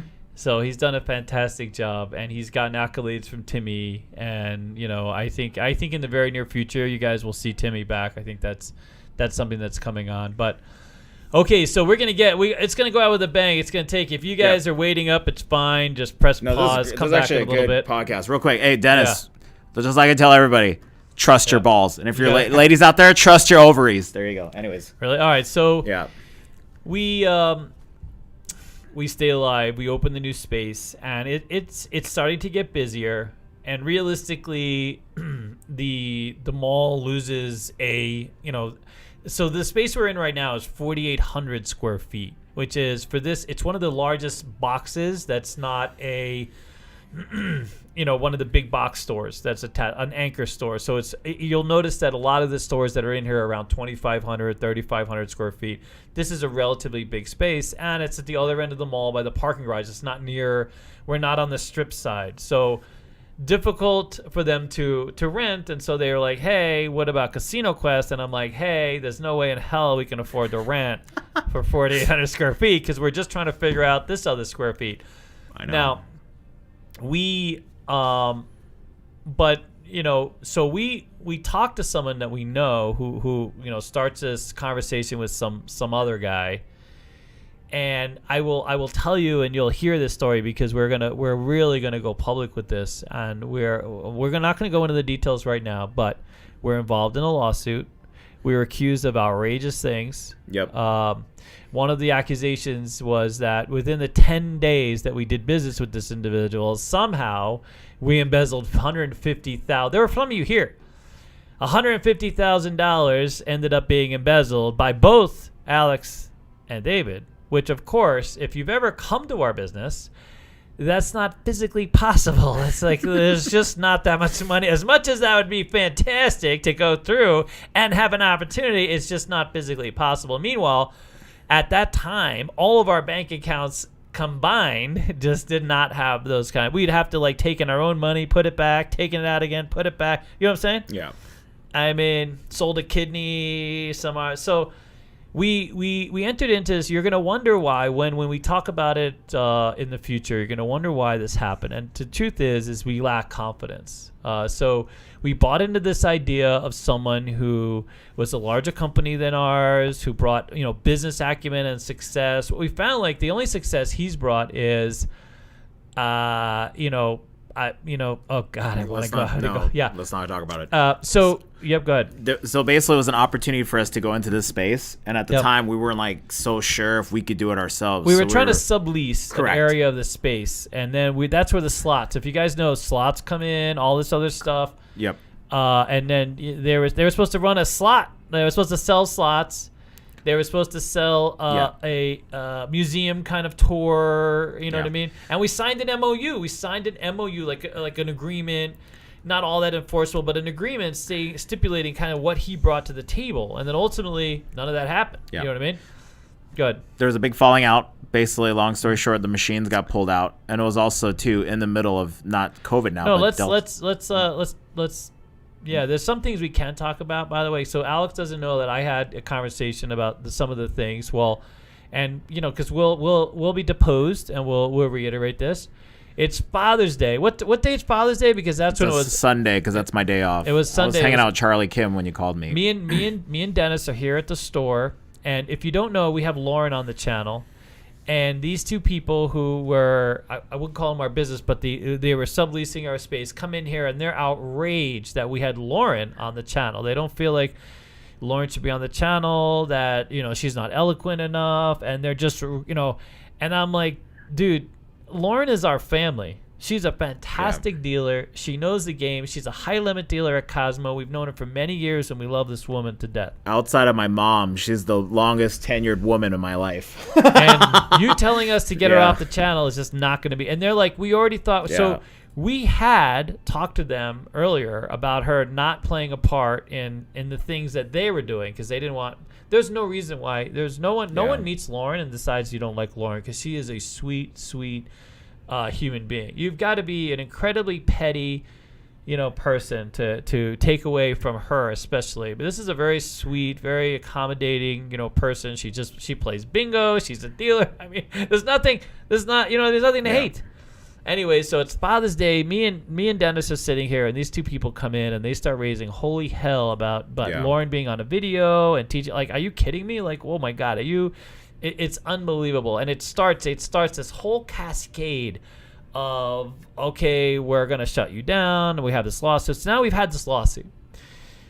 We can't go into all the specifics of the lawsuit, but I really wanted today to share, kind of the pain of this lawsuit that we've gone through, because I could talk about the one thing I can go on to is when you file a lawsuit against somebody, you have to sue for damages, right? So, because you say that, okay, you claim we embezzle money, you say that we defamed you, we do all these things, but then you have to sue for damage. You can't bring a lawsuit for zero, right? You can't say, hey, I'm going to sue you, but you didn't do anything. So just pay a lot of bills, lawyer bills, and we'll talk about it later. You know what I mean? You have to sue for something, and you have to show that this happened. You have to have some kind of proof. And meanwhile, we're just here not negligent. We're just here, where we don't know what's going on. You're making all these claims that are completely outrageous just because you can, that have no basis in reality, right? Yeah. And now this we can show them the paperwork. Well, can I show them just the stacks?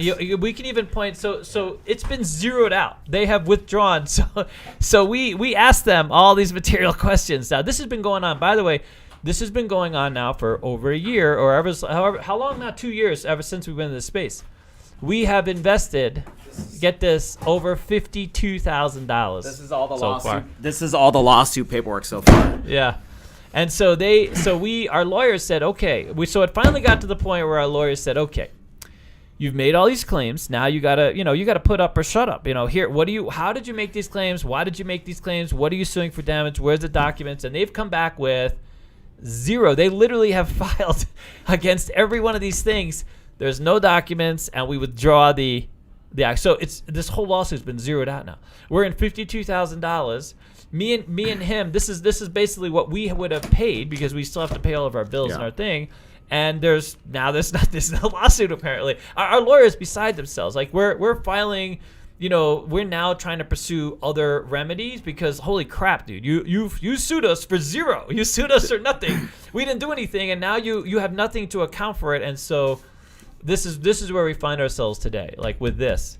And by the way, this has stopped us from having a relationship with a casino, a gaming supply company. We were trying to get shufflers for the school, and they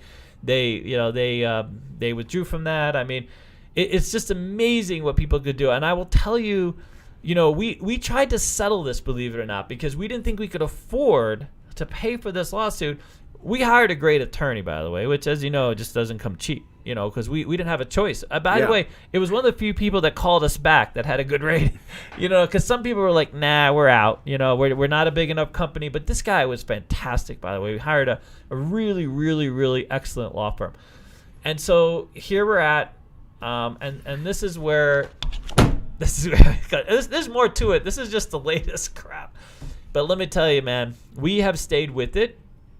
And we're now going all the way. Like we don't care if it's not going to break us. We're in a whole different position right now, and it's amazing because this man threatened to put us out of business so many times.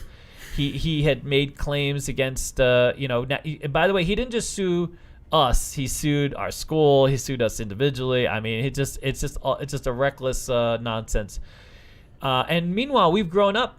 Meanwhile, strangely enough, we have prospered. During this whole thing. Now, mind you, we haven't been able to pay ourselves a whole lot of money because of this damn lawsuit. But, we've really grown up. And, you know what's interesting? The pivot of this is today. A couple weeks ago, we put up our digital. This is gonna sound like a sale, but so we put up our digital. Everyone's been asking us for our grapefruits. So craps and roulette systems. Our craps and roulette systems. So me and Alex put them up online. For that you can download. So we put it, me and Dennis and Alex, we put together all of our favorite systems, and we put the graphics. We wanted to make it as easily as possible, all that stuff. We put them online, and then we said $1 from every one of these things. We originally I wanted to go to the legal fund, quite honestly, and we're like, no, because our local charity of choice is SafeNest here in Las Vegas. Yep.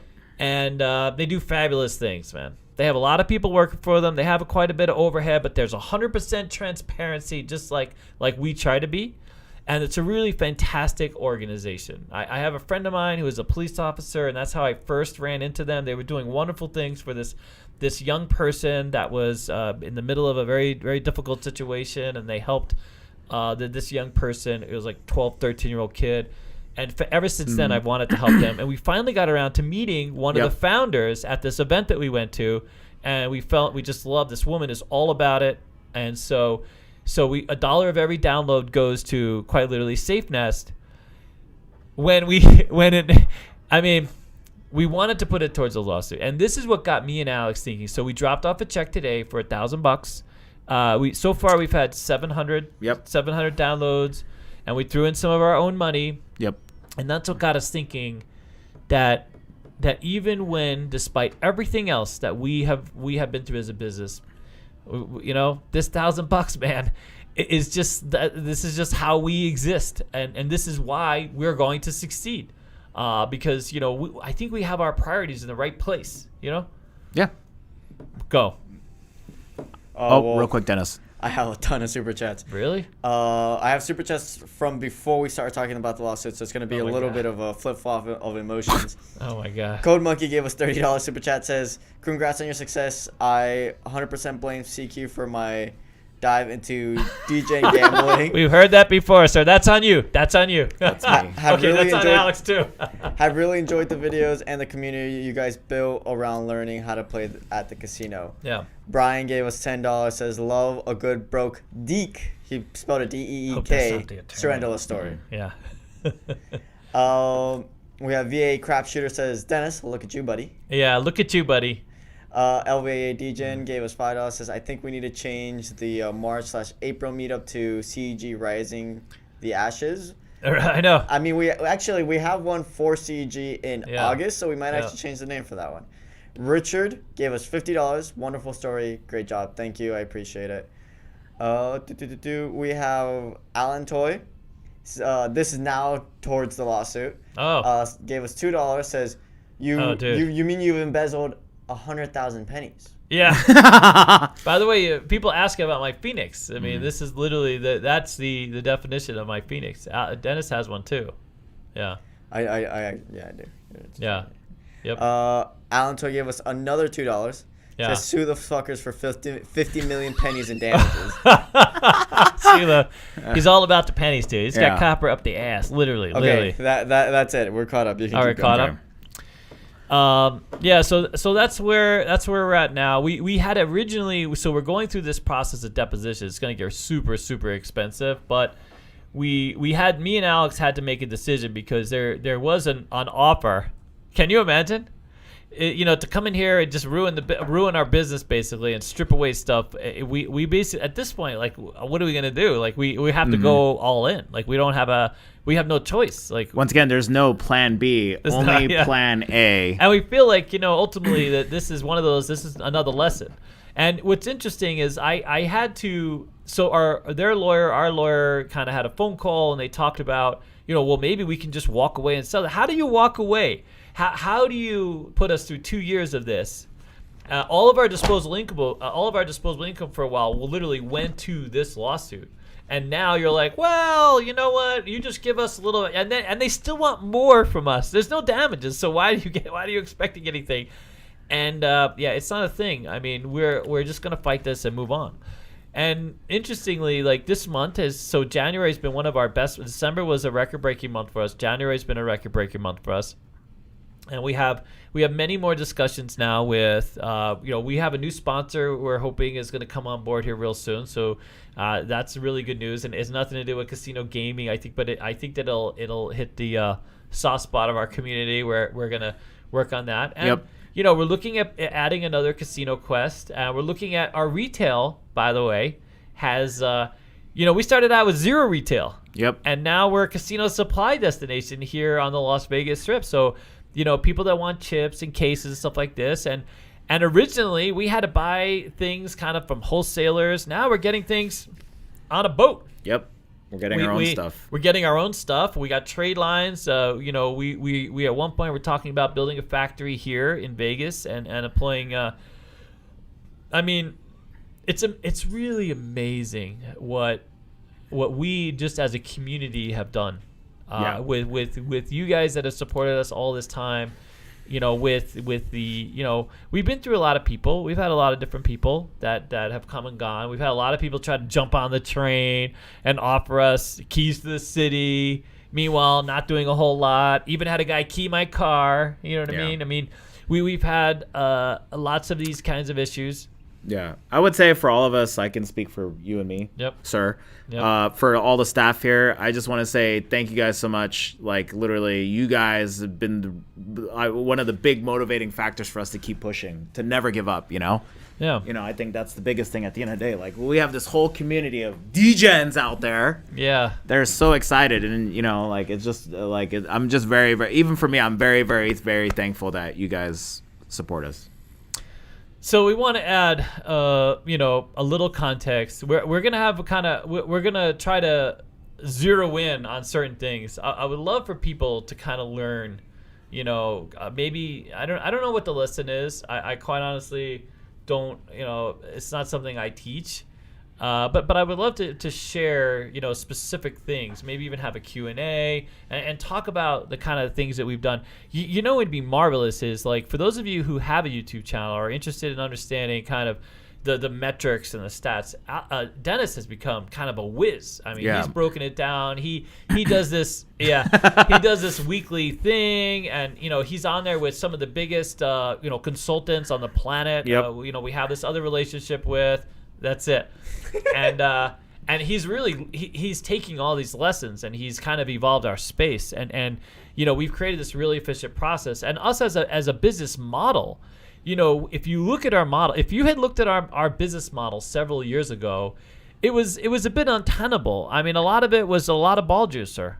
You know what I'm saying? I mean, literally nothing to lose. Yeah. My only sense of our success was this idea that I had taught a lot of those games, and I know that the free lessons at the casino just weren't translating. Sucks. And I thought that by us teaching people, right, you guys, I mean, our community, people, you book a table, and now we have a better opportunity. You have, you're not invested in real money. There's no pressure to buy in. You have people who are just friendly, accommodating. You have to go through some nonsense with how to bet. Casinos, when it comes to craps, there's only one way they teach you. I mean, you're not going to learn squeeze play, for example, or double tap, or any of those things. It's not a thing. No casino on the planet's going to teach you how to comp out their roulette table. Yeah. You know what I mean? Because it just, here, bet a number, pays 35. You know what I mean? Yeah. It's really basic stuff. They'll give you a chart and they'll show you. But, if you're coming here to spend money, that seems like an easy win. $25 an hour. And now, half of our business is retail, which is amazing. We're retailers, dude. Retail. Went from dealers to retailers. And another big part of our business is groups. So people that are into team building and corporate events, and we can't talk about specifically that we've had big companies, big companies. We're the highest rated thing to do on the Las Vegas Strip right now. You know what I mean? Thanks to you, thanks to our community, the people that have visited our store, and we do everything possible to make that a fact, like make that true, and just deliver the best possible experience we can. And that's the goal. So anyways, I do have more super chats. Yeah. Actually, this one is pretty funny. There's actually a couple funny ones, but this one's funny for a different reason. Is it Bugs Bunny? This is KRezEd95 says, I believe you guys are, I can't believe you guys are this deep in and haven't mentioned me. It's Dean, by the way. #justice for Lauren. Oh, yeah. Dean's watching. Dean, that's so funny. Dean. Yeah, Dean. By the way, that's a great example of Dean is Lauren's son, and he worked for us, and for a while he was one. By the way, so he would have lasted the longest. He was with us on day one. Yeah, and he stayed with us. Yep. Because obviously his mom, where he worked for our school too. He was a coach at the school, and he found his stride, man. He is now an instructor for a large gaming company. And he found his stride. I don't think he would have ever known that he was a trainer. A trainer. if not for his relationship with him. I mean, he's gone on to do really big things, and I heard you just got a new car, buddy, and you taking care of business. Your mother's very proud of you. Mm-hmm. And it's just been fantastic. So I'm sure we'll have lots of stories like Dean as we go on. Yeah. We have a couple more super chats. Okay. So we have Double Up to Catch Up gave us another $5. Says just go in raw dog, no protection or plan B. Oh god. Oh god, no plan B. Literally, I like that. That's our business. No plan B. This is America, sir. Oh my god. Gave us another $1.99. Says martingale that lawsuit. Yeah. No kidding. Thank you. We offered a exit strategy years ago when we thought we could like just walk away, but there's no walking away. No, we're all in. I mean, what are you gonna do, bro? You can't zero out a damn lawsuit. You can't go against two gamblers in a lawsuit. We're gonna go for it. You picked the wrong target. Mm-hmm. I got some more. Another one from Double Up to Catch Up gave us $6.69 because he has to. Yeah, he says pretty sure the sponsor is PH Premium. Oh yeah. Leaves an aftertaste, sir. Leaves an aftertaste. Brian Reed gave us $1. Didn't say anything, but it was his first super chat, so thank you so much. Thank you. Wow. All right, fantastic. We gave away a hat. Do we give away another hat? We probably should, but here, give me a second. All right, good. Alan Toy gave us another $2. Says, by the way, need more bubble millers or labels? Yeah. I mean, we'll take them. Yeah, we'll take them. Really? Dude. Yeah, we got so. Alan Toy is amazing, man. Thank you, Alan. He, by the way, he sent us, what was it, 500 bubble mailers? I think we've used most of them now. Yeah, we actually used them. We've actually used them, dude. It's fantastic. I do want to say really quickly, thank you for all 522 of you watching.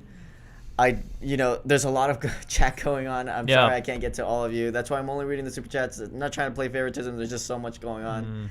But thank you guys. I see the messages. Thank you so much. Next week, we're going to drill down into the stories. And we think we're going to have like more news for you because some of this is over. And then we'll be able to show you. So our lawyer says that this is going to be like, this is our stuff. We own it. Like what stops us from being like, holy crap. You know what I mean? Because there are a lot of people out there that do things like this, if only to cause pain because they can afford it, And, we hope that, I don't know how we put a dent in it. But next week, next Tuesday, 6 p.m., we're gonna be sharing. We're gonna do like a drill down into some more specific things, and we're gonna have this ongoing conversation. For those of you, I feel like that's the best journey to share, and we'll have some interesting stories. Before you run out, we got just a super chat that just came in. Wow. Steph Graham. Not Stephen Graham. Not that Stephen Graham, because it'd be like, dude, that better be a big one. For a second, I thought it was, First but of all, it's not the same. He owes a lot of FTX people. You know he said like, just a few pennies for the cause. Great channel. Sir. Hope you guys meet. Apparently, I can't read today. Hope I meet you guys one day. Oh, fantastic. And then another one just came in. Wow. Brian gave us $2. Said TQ cock rings. Model? I love that. Oh yeah, 100%. Because you need to have presence in the photo. Oh really? I might not be wearing it though. I might just be the presence in the photo. You know what I'm saying? Okay. Wow, imagine that. ShopCasinoQuest.com. How does that work? We saw a metal one with claws on it the other day. We were trying to figure an artist, a famous artist made one. It's $100,000, dude. Mm-hmm. And we're just trying to figure out like. Is that, you know what I mean? Like, how do you get it on? How do you try it out? How do you measure for that kind of thing? Like, we have the little one size fits all, okay? One size fits all. It's metal, though. It doesn't make any, Okay, we got to do a giveaway, right? We got to do a giveaway. All right, we're going to give away some more stuff. By the way, thank you guys for 474 likes. Wow. This might be a tall order to ask, but if we can get to 500, that'd be amazing. Oh, please. 500, wow. Yep. Yeah. We can buy some implants for Alex, dude. Well, what are we going to give away for 500? We should still give away another hat, I think. But if we get to 500, what are we going to give away? How about a coin? We'll give away one of our... So, we have these little collectible coins. We're going to give away a coin. They're not cheap, by the way. These one we got... These have the hats have higher margin than the coin does, strangely enough. So, we had this coin made. It's absolutely beautiful. Mar designed it with some input from... There you go. Dennis and Jet and our team. Like but that? it's gold and black. It's really detailed. It's got some fantastic detail. Can they see that? Yep. Yeah. They can see that. It's a really beautiful coin. Yeah. Just the coin itself. Yeah, just a coin. Just a coin. We'll give you the coin. We only have one of these right now. Yeah. Yeah. There you go. So and if you want it signed, we can sign it. Yeah, we could sign it. We have some white hats too, by the way. You have white Casino Quest hat, but we have, I mean, you know, CEG channel. What's the word? We got to get them to spam. Who wants spam? Well, Brian Reed gave us $1 again. He didn't say anything, but thank you so much. Thank you, Brian. Thank you. All right, so what's the word, buddy? What's the word is the bird. The bird is the word. No. Brian Reed, if you do win the giveaway, yes, Plan B. You can choose to come in. Plan B. How Hey, fantastic. type in the chat Plan B. Oh, God, that's terrible, dude. What kind of, there goes all the That is evangelicals, hilarious. dude. You know what's so funny? I is wasn't it? even trying to make it an innuendo. I was like, there is only Plan A, not Plan B. I know, we And were I was talking like- about plans in life. And then our community not was like, got him. Plan B. Let's Gotcha. just, yeah, 100%. All right. That is hilarious. Wow. We're at a 538 Really? likes. Just like that? Okay, we got to Oh my pick two, a hat winner. God. A hat winner? And a coin All right, let's winner. do the hat Okay. winner first. You ready? All right. You Give tell him him when. just Oh, we got to quick give him a second. minute? Just give him a quick second, the chat. But I do want to thank you guys so much. It's been an amazing stream. Thank you. Thank you, guys. Yeah, fantastic. Hang out for our free stuff. We had a video of us going down. You know, we want you guys to know, by the way, when we put up that we give that money away, we really do give that money away. And we Alex and I will put in extra money. We'll always round it off. We had they're really a great organization. So if they sell coffee, we still have the coffee here. We haven't really broken into it. It's like this premium coffee. But anyway, so. Okay, tell me we when do to that. stop. All right, stop. You pick the number, buddy. 1 through 10. 4. For Daniel Jackson, you are the winner. Congratulations. You are the winner of the hat. The winner of the hat. All right, we're now the coin. It's so I like how you're like, I know, like, huh? I'm like, wait, where is the? Anyways, all right, ready? We'll put it up on our Let me just our finish stand. this. This could be a great stand, dude. Look at all this I'm paper, waiting. dude. I'm actually gonna take a post of this and post this on social media after it's done. Oh, really? Yeah, but by the yeah. way, if you get the other one, it's a bigger stack, dude. The stuff this is just the respondent stuff. Oh no, This is the original lawsuit, but with our. we with have our that other new stuff. stack. Grab the other stuff and we'll stack it up. Okay, we'll just- keep typing Plan B, you guys, because we're gonna use the same word to Same pick word. The second Plan thing. B. Plan B, dude. What are you doing? What are you doing Okay. out here? Hey, There's no- who's gonna tell me when to stop? All right, you tell him when to stop. I'll pick the number. Stop. All right, 1 ready? through 10. 1 through 10. All right. 3. Clint Verde. I might said your Clint name. Verrett? Clint What's it? Clint Verrett.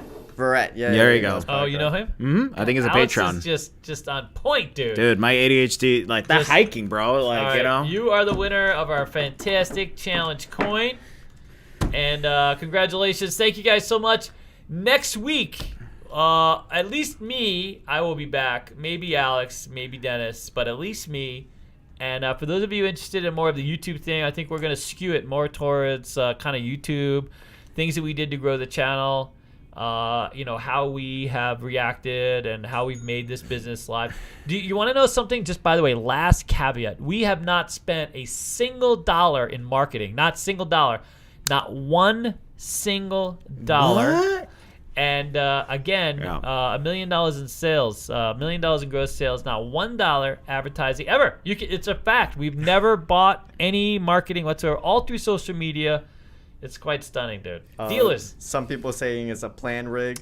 Plan rigged. It was rigged I because mean- it was a Patreon. That would make sense, dude. Yeah. That would make sense. We need more babies, dude. We Yeah, need more babies. absolutely. Yeah, Working on it. 100%. Thank you guys so much. Appreciate it. Bye. Love Thank you guys. Bye guys. Love We're you fading guys. to Bye. black in 3, 2, 1, and.